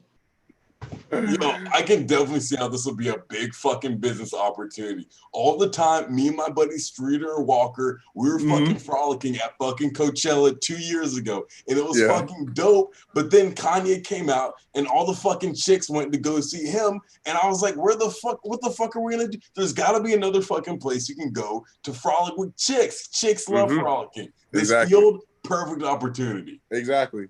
It's gonna be on the corner of Gage and 52nd. I hate you. Hell yeah, I'll fucking be there, bro. Gage and 52nd. That's exactly I run the same way. I want to bring up a political topic with you guys. It's Kamala, right? Kamala. Yeah. All right. Kamala. Did Kamala come up the most for Black women? Like, does she scam white people the hardest? Is she the new black face? Like, because I don't feel like Joe is gonna make it the full term, and if he doesn't, she's gonna step up and be the president. Ready. I feel like it's her time to you know what? I'm not even thinking about it that way. I'm like, Kamala, just get in there, learn what you can, girl. You about to be president soon. You about to be Madam President, not Madam VP. Okay, you know what I mean? Because Joe may not make it. And I just need her to be ready. I just need her to be ready for all the nonsense. So I need her to soak up all the knowledge, be on our side, do what she said she's going to do, so we can just support her when she comes to the front. She doesn't believe in anything. She's vapid. My parents go to I her knew I didn't like fundraiser. you. I really tried. right. He's like, you want to know what I think? I said, look, I mean, wait. I told you, fifth grade social studies. Can you explain that one word, vapid? No, the fuck, leave vapid alone. She's not vapid. She is. She doesn't believe in anything. Oh, she don't stand on it? She don't stand for nothing, man. I don't like my it. My parents go to her fundraisers, okay? I got to root for everybody have met black. her. You know what she stands for? She stands nothing. for hope. She stands for... That doesn't mean anything. Okay, I knew it. I knew it. I really tried, you guys. I really did, but I just knew I didn't like him. And I was like, be nice, bitch. Be nice. But I just knew it. Like, you're over here saying this dumb shit. She stands for a lot of stuff. Like I'm sorry. What? You're not black. So first, let's just start there, right? Before I get really pissed off. She stands, one, for women's rights. We're finally in the fucking office where we need to be. Let me come up with something for my dad. Who doesn't stand for women's rights? Let me calm down. Second, okay, now we have another.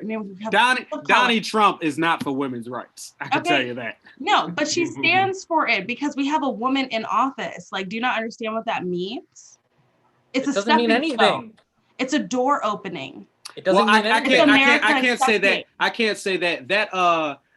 And to back alley up, what it does mean is just that visionary. If you get to see your people accomplish something or be successful in a certain way, it does unlock a door for your people. Like no, wait. Like it's a very psychological thing. For even in my time, just let me finish because this is a quick point. Just in my time, and I'm 28 years old. In my time when I grew up, there was a saying like, yo, there'll never be a black president. Tupac was a rapper in his song, I'll never see the day I see a black president. And then there are little kids that grow up now who are like, nah, man, there's a black president, or I could be a black CEO, or I could be a black owner of an NFL team, or I could be a black owner of this or something like that. Like that mindset does matter. So those accomplishments and that visionary does matter, even if it is a sentimental value, even if it is just a moral victory. That does, as you said, the lesser of two evils, that position and that opportunity is the lesser of two evils. I don't know, something about that was so sexy. I don't know, Barrister. I might have to leave you because I love a smart man. I'm just saying. Well, I mean, I'm not criticizing any of the sort of race thing. That's not what I'm attacking her for. The thing I'm attacking her for is she doesn't really believe in anything. The only thing she believes in is what is most politically expedient, right? She'll basically lick her finger, put it up in the air and say, which way are the winds going? Give me an example. For example, she signed on for Medicare for all, but she doesn't actually believe in it. She just signed on to Bernie Sanders' plan, but didn't actually push for it when she became the vice president. She doesn't believe in Medicare for all. What do you mean when she became the vice president? She's only been the vice president. She's not even inaugurated yet. You're not listening to what I'm saying. Is she's not pushing for it anymore, despite being the next vice president. That's what I mean when she's vapid. She will sign on to something that she knows is not going to get passed in the legislature just for political points. Well, here's what I was going to say. Here's what I'll say about Kamala Harris and the vice presidency in general. I am happy to see Kamala Harris in the office. I'm glad. Like, it's great to see a black woman in office, a woman in office alone. You know what I mean? Like, that's amazing. But I will say that the vice presidency, the position of vice president, does not hold too much weight at all unless the president, it can no longer serve their duties. So it's like, I don't really know. Like, some presidents historically have even said themselves, like, this is the most useless position. I'm not doing shit all day long. I'm just sitting here waiting for some shit to happen. So I don't feel as though she's gonna even, unless she has to become the president. Like, and even then, like, the president didn't really just do whatever they wanted until Donald Trump was really like, I'm gonna do whatever I want. Like, when it's time to become president, saying I was vice president, that's nice. Right. I mean, but I mean. Well, here, I can help fix the divide right here, right now. Go ahead, Banister. Please help us come together. I got you, bro. I got you. Yo, this is because literally you remind me just of my buddy Walker, except my buddy Walker like listens to Nipsey Hussle and there's nothing else black about him. But basically, yo, my buddy Walker, we're having the same exact conversation. He was like, yo, I fucking hate Kamala. I was like, yo, I was kind of stoked about it. But literally, like, what we realized is that, you can smoke whatever strain you want. It could be Kamala, it could be any of them. Like, yo, like I was smoking that one the other day, and like, yo, it kind of was a little heady, but I mean, I was like, yo, look, if you're trying to combine this with some like dope at like a couple White Claws, I'm just saying, like, that shit is the way to fucking go. You should try it out, Jazz. It'll be fucking nice. So you're saying that Jazz will smoke some Kamala, OG? Yeah, I'm just saying, man, like, yo, this dispensary off La Brea has like a good fucking deal on it. I mean, not that it matters. My dad gives me his black card so it's like, I mean, look, I'm just saying, like, yo, if you get together and you smoke that shit, it might help with this like conversation going fucking wild. That's true. I have another question for the panel, and Jazz, I want to know what you think about this as well. The like he's not on the panel, but yeah. So do like you said, she doesn't stand for anything. Like, don't you feel like most every politician has to play the game and like support what you said? Fascism was the marriage between government and corporation. Yeah, that's like, kind of what it is. Most of these high level politicians are influenced by corporations and like lobbyists, like getting a couple dollars from here, getting a couple dollars from there to be like, yeah, say this in an interview, say this at a press conference, and like I think it's up to us as American people, if we are exercising that right to vote, is to first of all be knowledgeable, and second of all, we got to decide if they're moral or not. We're the ones who got to be their checks and balances, and Ali said that in our last episode. But like just to say, the corruption comes with the power. And there are people who are less corrupt than others. And I think what Kamala stands for may be less corrupt than what other people stand for, which is the status quo. Yeah, well, here's the thing. See, Republicans, they're 100% corrupt. Democrats are 95% corrupt. All right, that's the only difference that it really comes down to. They're just slightly less corrupt. I mean, but they're still corrupt. I'm trying to think, like, I'm really trying to understand this, because you make a blanket statement that she doesn't stand for anything, but she has because she doesn't. Something. Hold on. But she has to stand for something. Like, look at this stuff. Oh, she doesn't. So, okay, look at this stuff. Wait. Just listen. Look at this stuff. Because people had an issue with her being a DA, right? Now, as a person who's had family members who have been incarcerated and some who are on life, I definitely get it for crimes that they did not need to be in there for. Just 1 second, Allie. Yeah. BG's was like, no, she doesn't. But all right, go ahead. Oh, shit. Whatever. She does stand for, you have to stand for something. She does stand for something. She does stand for the American people. Do I feel like she does pander to the Black people for our vote a little bit? Yes. But what's the alternative? Someone who just does what Trump does, or does what George Bush's administration does? Both Bushes were terrible. So, I mean, what do you really want your VP to stand for? Also, she's like a first lady. She's a figurehead. And she's just there.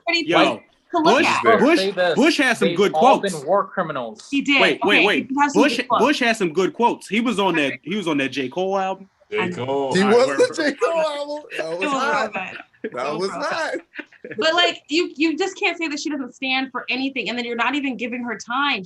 There's been no inauguration. We don't know where she's going. Also, there's other things that come into play, especially being in the House and in Congress. If you went into Congress today and you were like, I'm a good person and I'm here to serve my community and this is what I want to do, but then you got Joe Schmo over here like, hey, so you know that bridge that you want to get fixed over here? Okay, so I can fix it for you, but I'm gonna need you to just throw your name on this bill. Okay, I just need you to just vote for this bill. Thank you.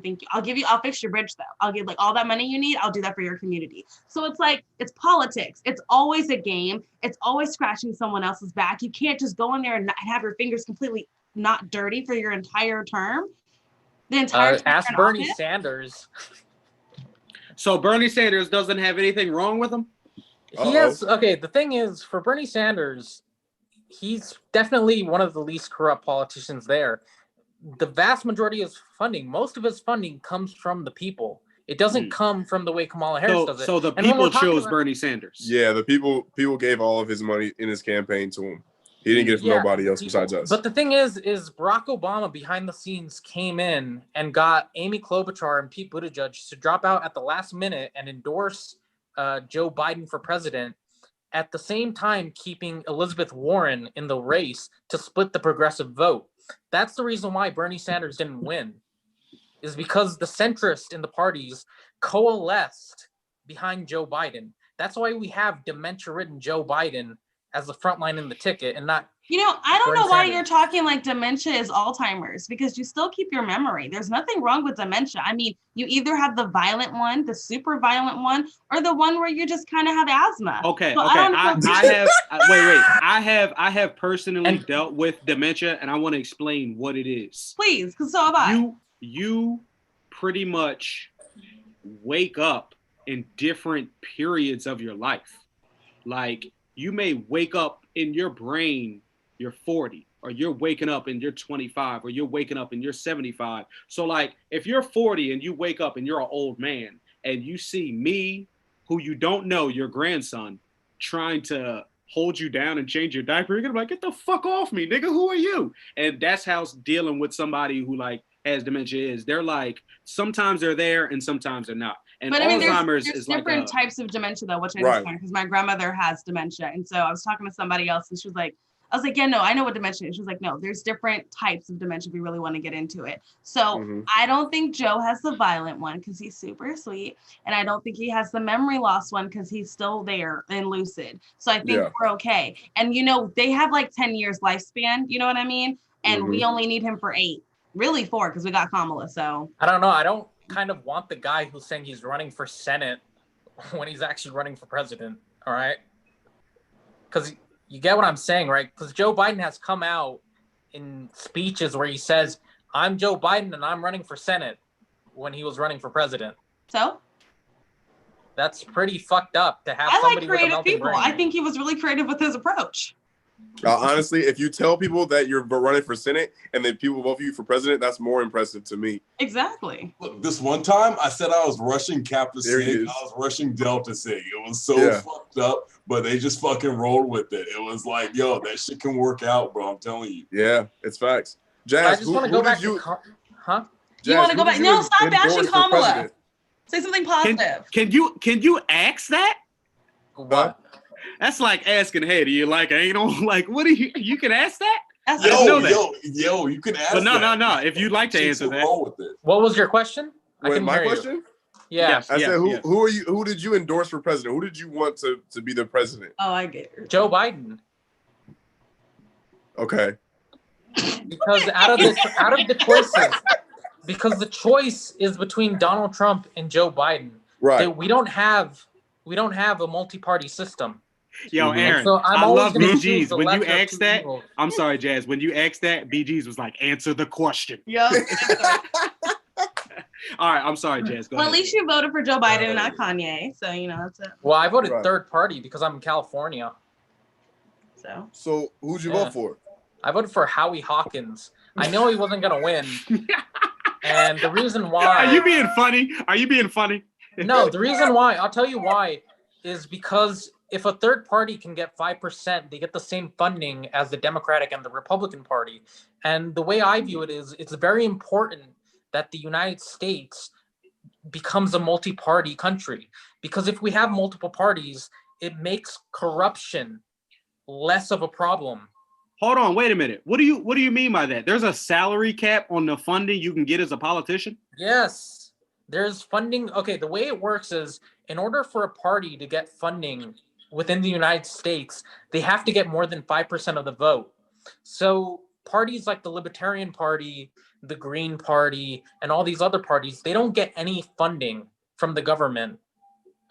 And that's simply because they don't get 5% of the vote.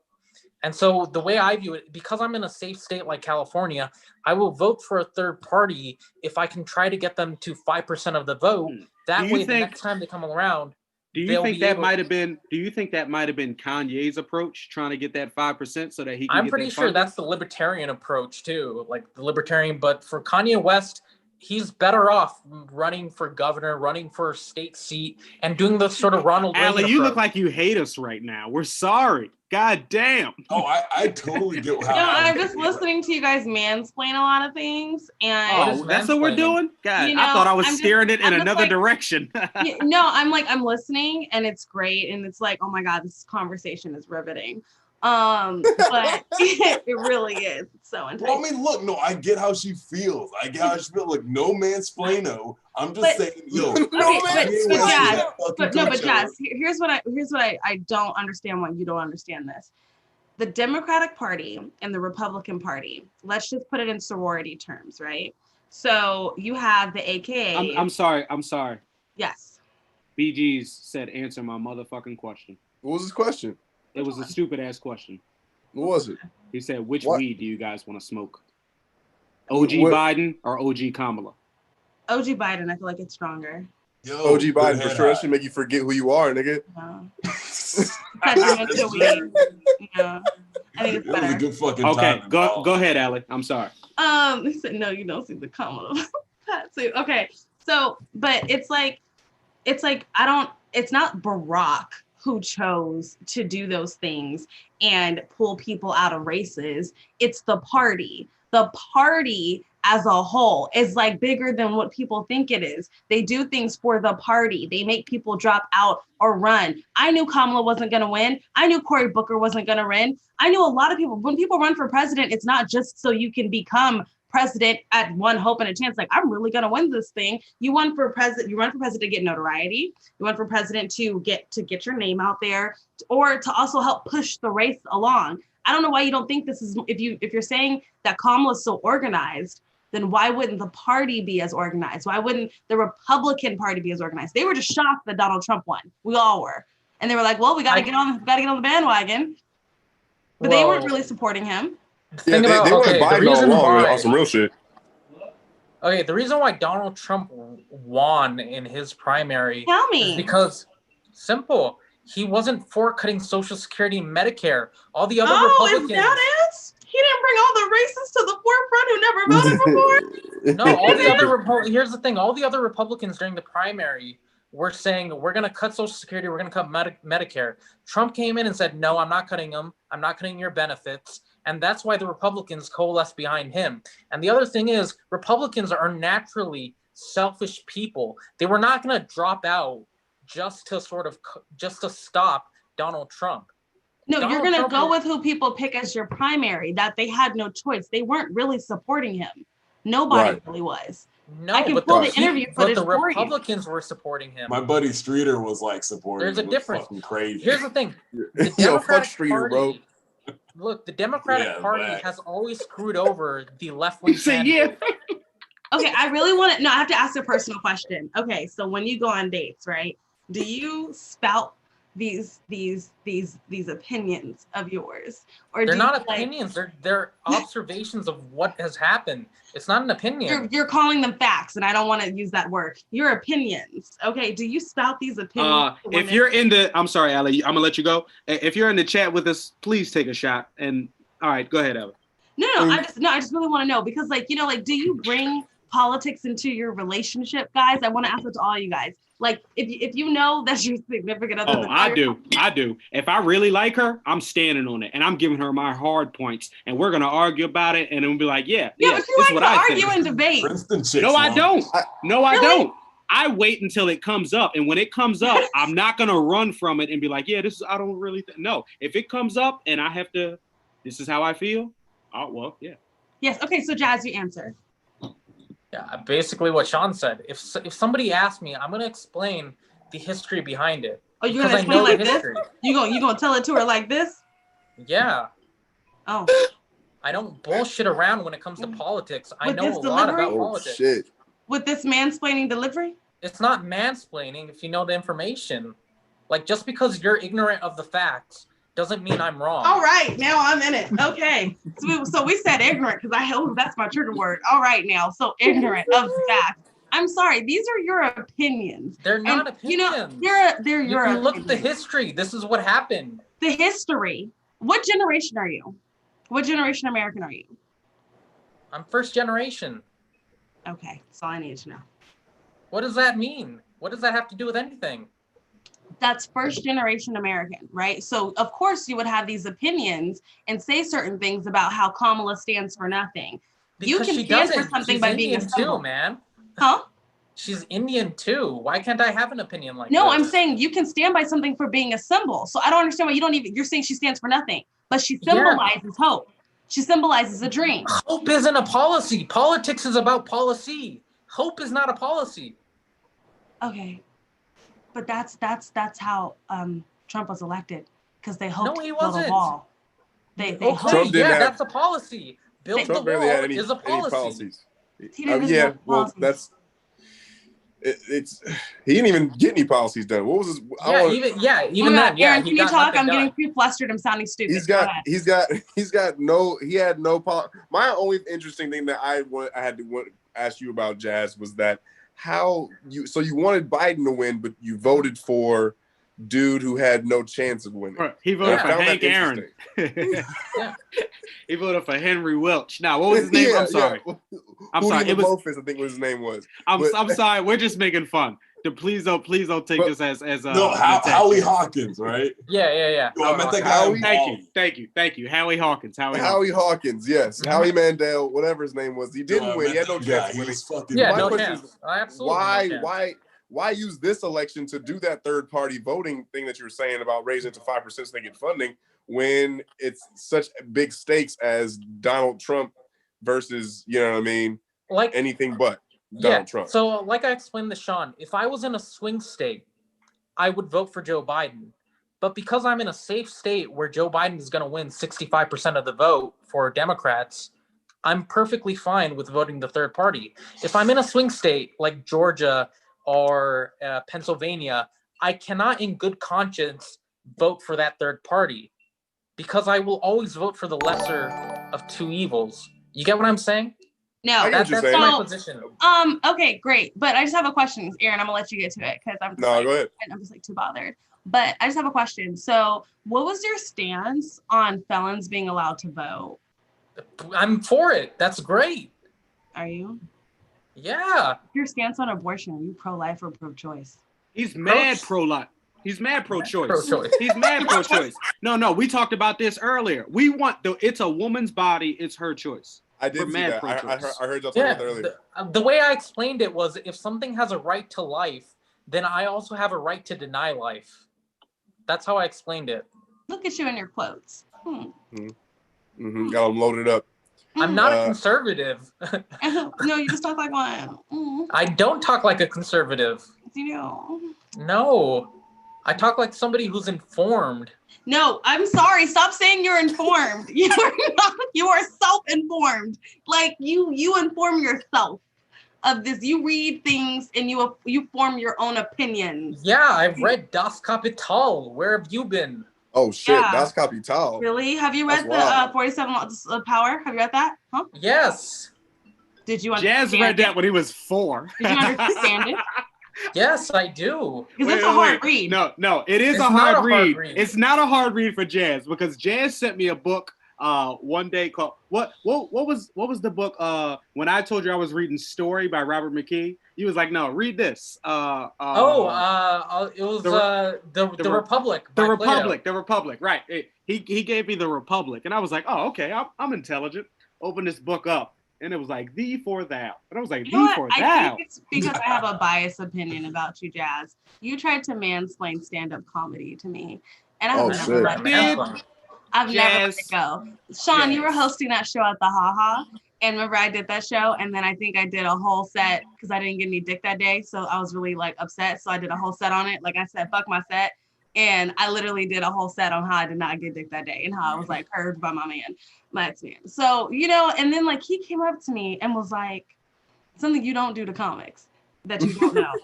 He came up to me and was like, and I had a really good ass set. That was actually a great night for a bitch. Let me tell you, because I got some other shows coming. You had a very good set. And you had people in the crowd that was like, oh, she had a good set. Okay, so let's move on. I just wanted to throw that out there. Okay, then he came up to me and he said, would you like some notes on your set? And Jazz doesn't care about your emotional temperament. That's how jazz shows love. And certain people can understand that. Like when jazz is like that to me, I'll be like, damn, Jazz, you loving me too much right now. Like, nigga, I didn't even need you to say everything about it. I just need you to just say good job. But Jazz was like, good job, but this. Yeah. And I'll be like, okay. But then like when you go back, it's like DC.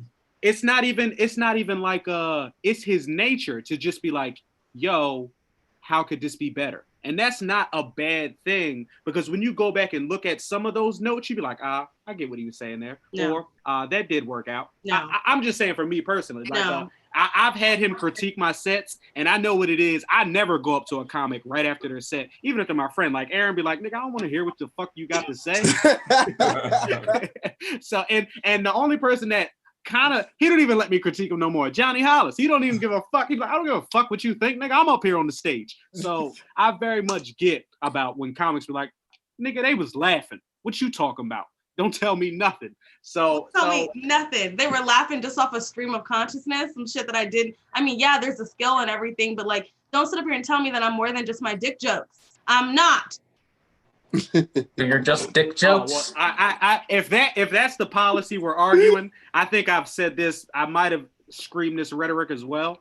But let's not get into it. Let's get back to the political. Gigi said comics be not want to be critiqued. Yeah, no. All right. Here's our final question. Out of all the candidates that ran, who would be the best stand-up comedian? Oh, that's fucking shit. Yo, straight up, I'm gonna be honest. I gotta give props to my boy Jats. He picked the fucking winner. Howie Hawkins, yo, when I met this guy at fucking Burning Man 2016, dude was fucking on a sick one. He was going fucking crazy, going buck wild. He had like 3 chicks, 3 different days. It was fucking wild. He had the best fucking sativa, and that shit was heady as fuck. Howie, I don't know. Yeah, that dude was fucking dope. And I swear to God, I saw him in Bali the next year. Fucking amazing. Howie. In Bali, of all places. Yo, I was in fucking Bali last year with Streeter. See, well, Streeter was there and he was fucking mad about the Donald Trump shit because he said he wanted the fucking wall built. And I was like, yo, what if there's some dope shit coming from Mexico? Yo, we were in Tijuana last year and we had like the best fucking time. We had the fucking empanadas. I don't even know if that's like a real thing or like a drug or what, but that was like one of the things I put in my body that week. TJ is lit. TJ is lit. Yo, you go out, you drive your car to TJ and to Tijuana, and it ain't no roads out there. It's all dirt roads. It's just anything goes. It's no signs that say yield here. It's just like get it how you live, nigga. I don't even know if they were really chicks when we banged them. So you think Howie's Yo, Tijuana, baby. Yo, you gotta try. So you think Howie would be the best? You think Howie's the best stand-up comedian?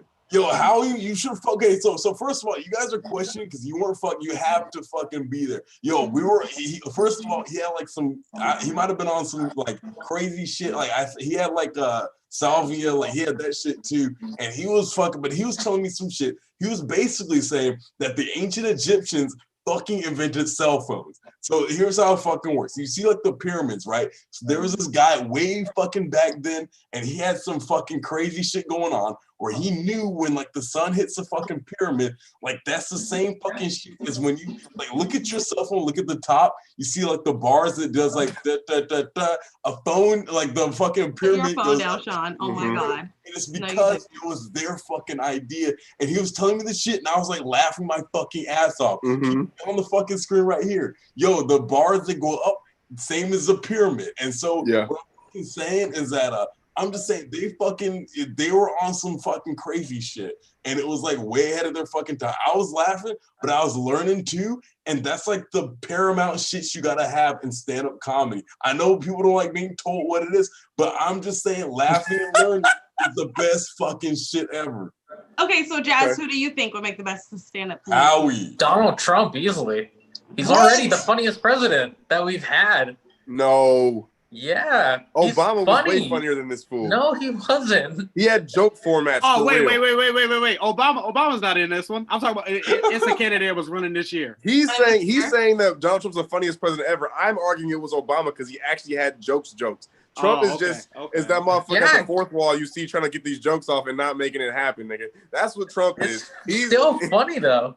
Have you seen, go to his funny, Twitter. Ironically, it's nigga. funny. It ain't really funny. It ain't really funny.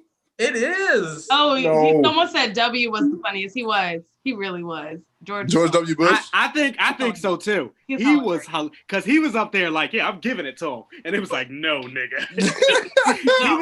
he was like Dolomite when Dolomite got too old to do that shit. Hilarious.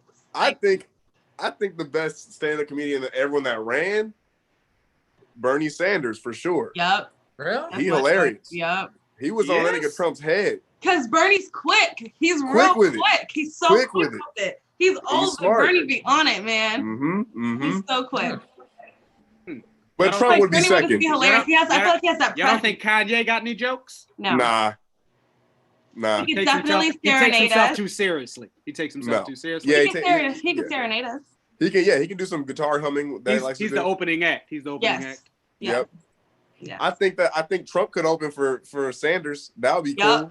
Trump could open for Sanders for sure. 100%. Just get him warmed up. So Bernie Sanders or Obama, who's headliner? Obama. Of course. Obama. Obama he can do physical comedy. Presence. Yeah, exactly. Okay. If we're doing all time, I'm bringing in some names. All right. Obama, JFK, Abraham Lincoln. Yes, JFK was that nigga. I know he was that nigga, but was he funny? He was a movie star. JFK was not a movie star. JFK was not a movie star. Reagan was a movie star. Yo, JFK could have been a movie star. Okay, I gotta wait. He fucked Marilyn Monroe. What was she? Wait a minute. I gotta say this. All right, she was a movie star. Yo, straight up, Carter Johnson was president of Kappa Sig in like 2017. That dude is fucking hilarious. Shout out to Carter. Put him on there too. Yeah. Put Carter Johnson on there. So y'all don't think Abraham Lincoln had jokes? I don't know nothing about that nigga, man. No, I would be thinking his cadence. Abraham Lincoln used to write diss letters to all the fucking senators and then not send them. But he would just use those bars in his debates. He used to write letters and be like, to get his anger out and not send them. And Jazz, you know the facts. Fact check me.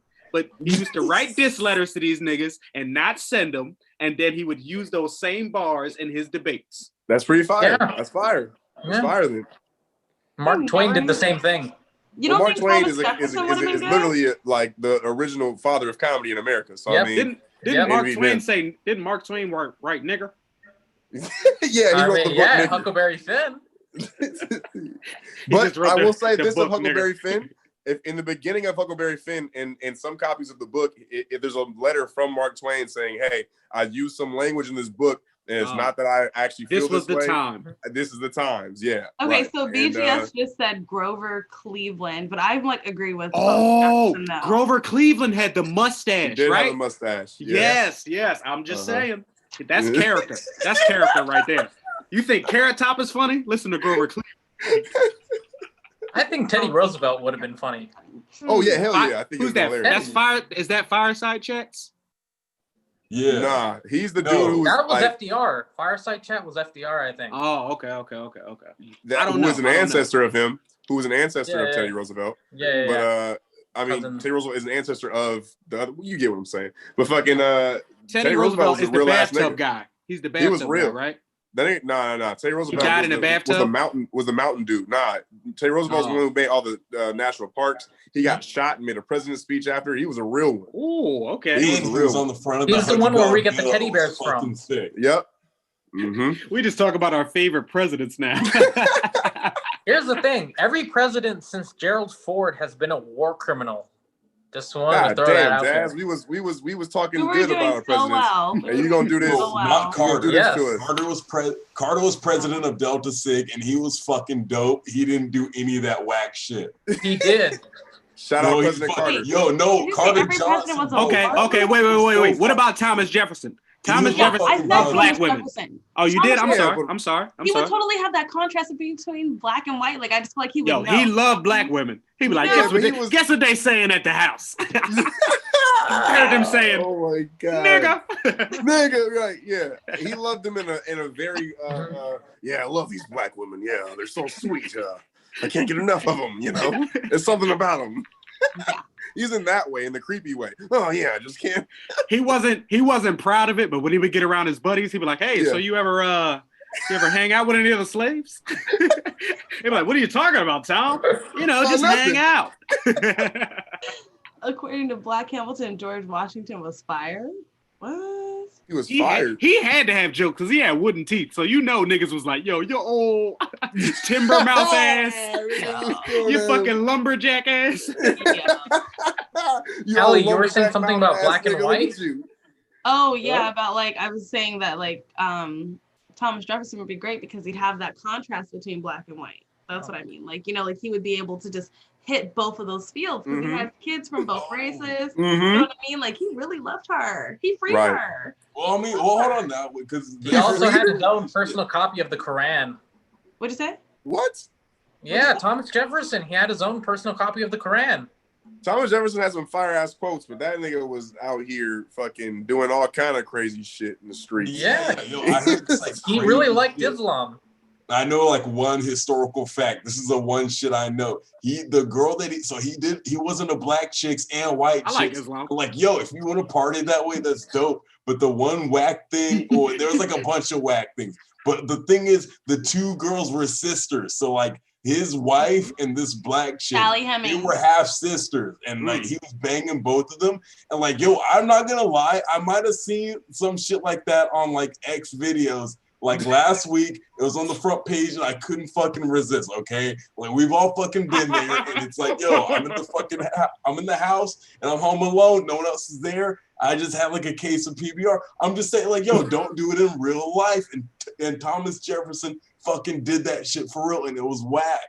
I thought it was foul. It was that was her sister. That was her sister because it's that is just the sisterhood, but then her sister never really treated her like a sister because she is half black. But the sisterhood, that's just it's betrayal, and then it's betrayal on your husband, and then it's but then you shouldn't have had her as a slave in your house. No, that's effed up too. You know what I mean? So right.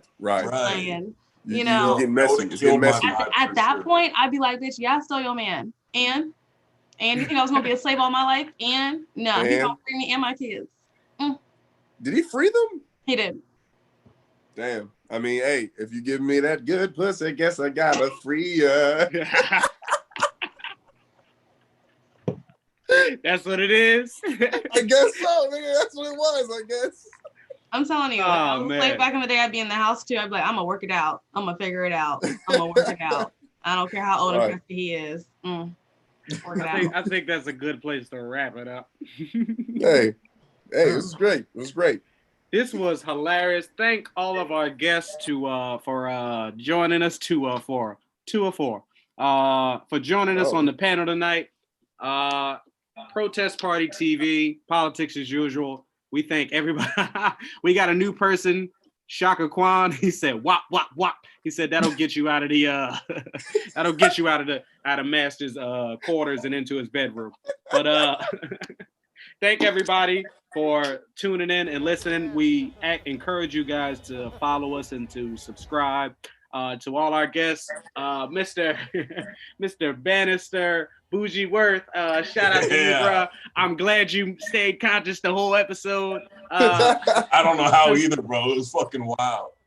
To my main man spitting the facts tonight, they was talking about you in the chat. They said, yo, Jazz is spitting. Shout out to Jazz Tarkey for coming through on our special episode. Miss Allie Noel, thank you for coming with the knowledge and the flames. She was like, nah, fuck that. I'm standing up for my people. And as always, the real Aaron Mon. You guys, know this motherfucker. Don't even act like you don't. Put your dick in your pants and come on. Make sure you follow Protest Party TV. You see how red my eyes is. Have a good night. Yeah, stay stoned.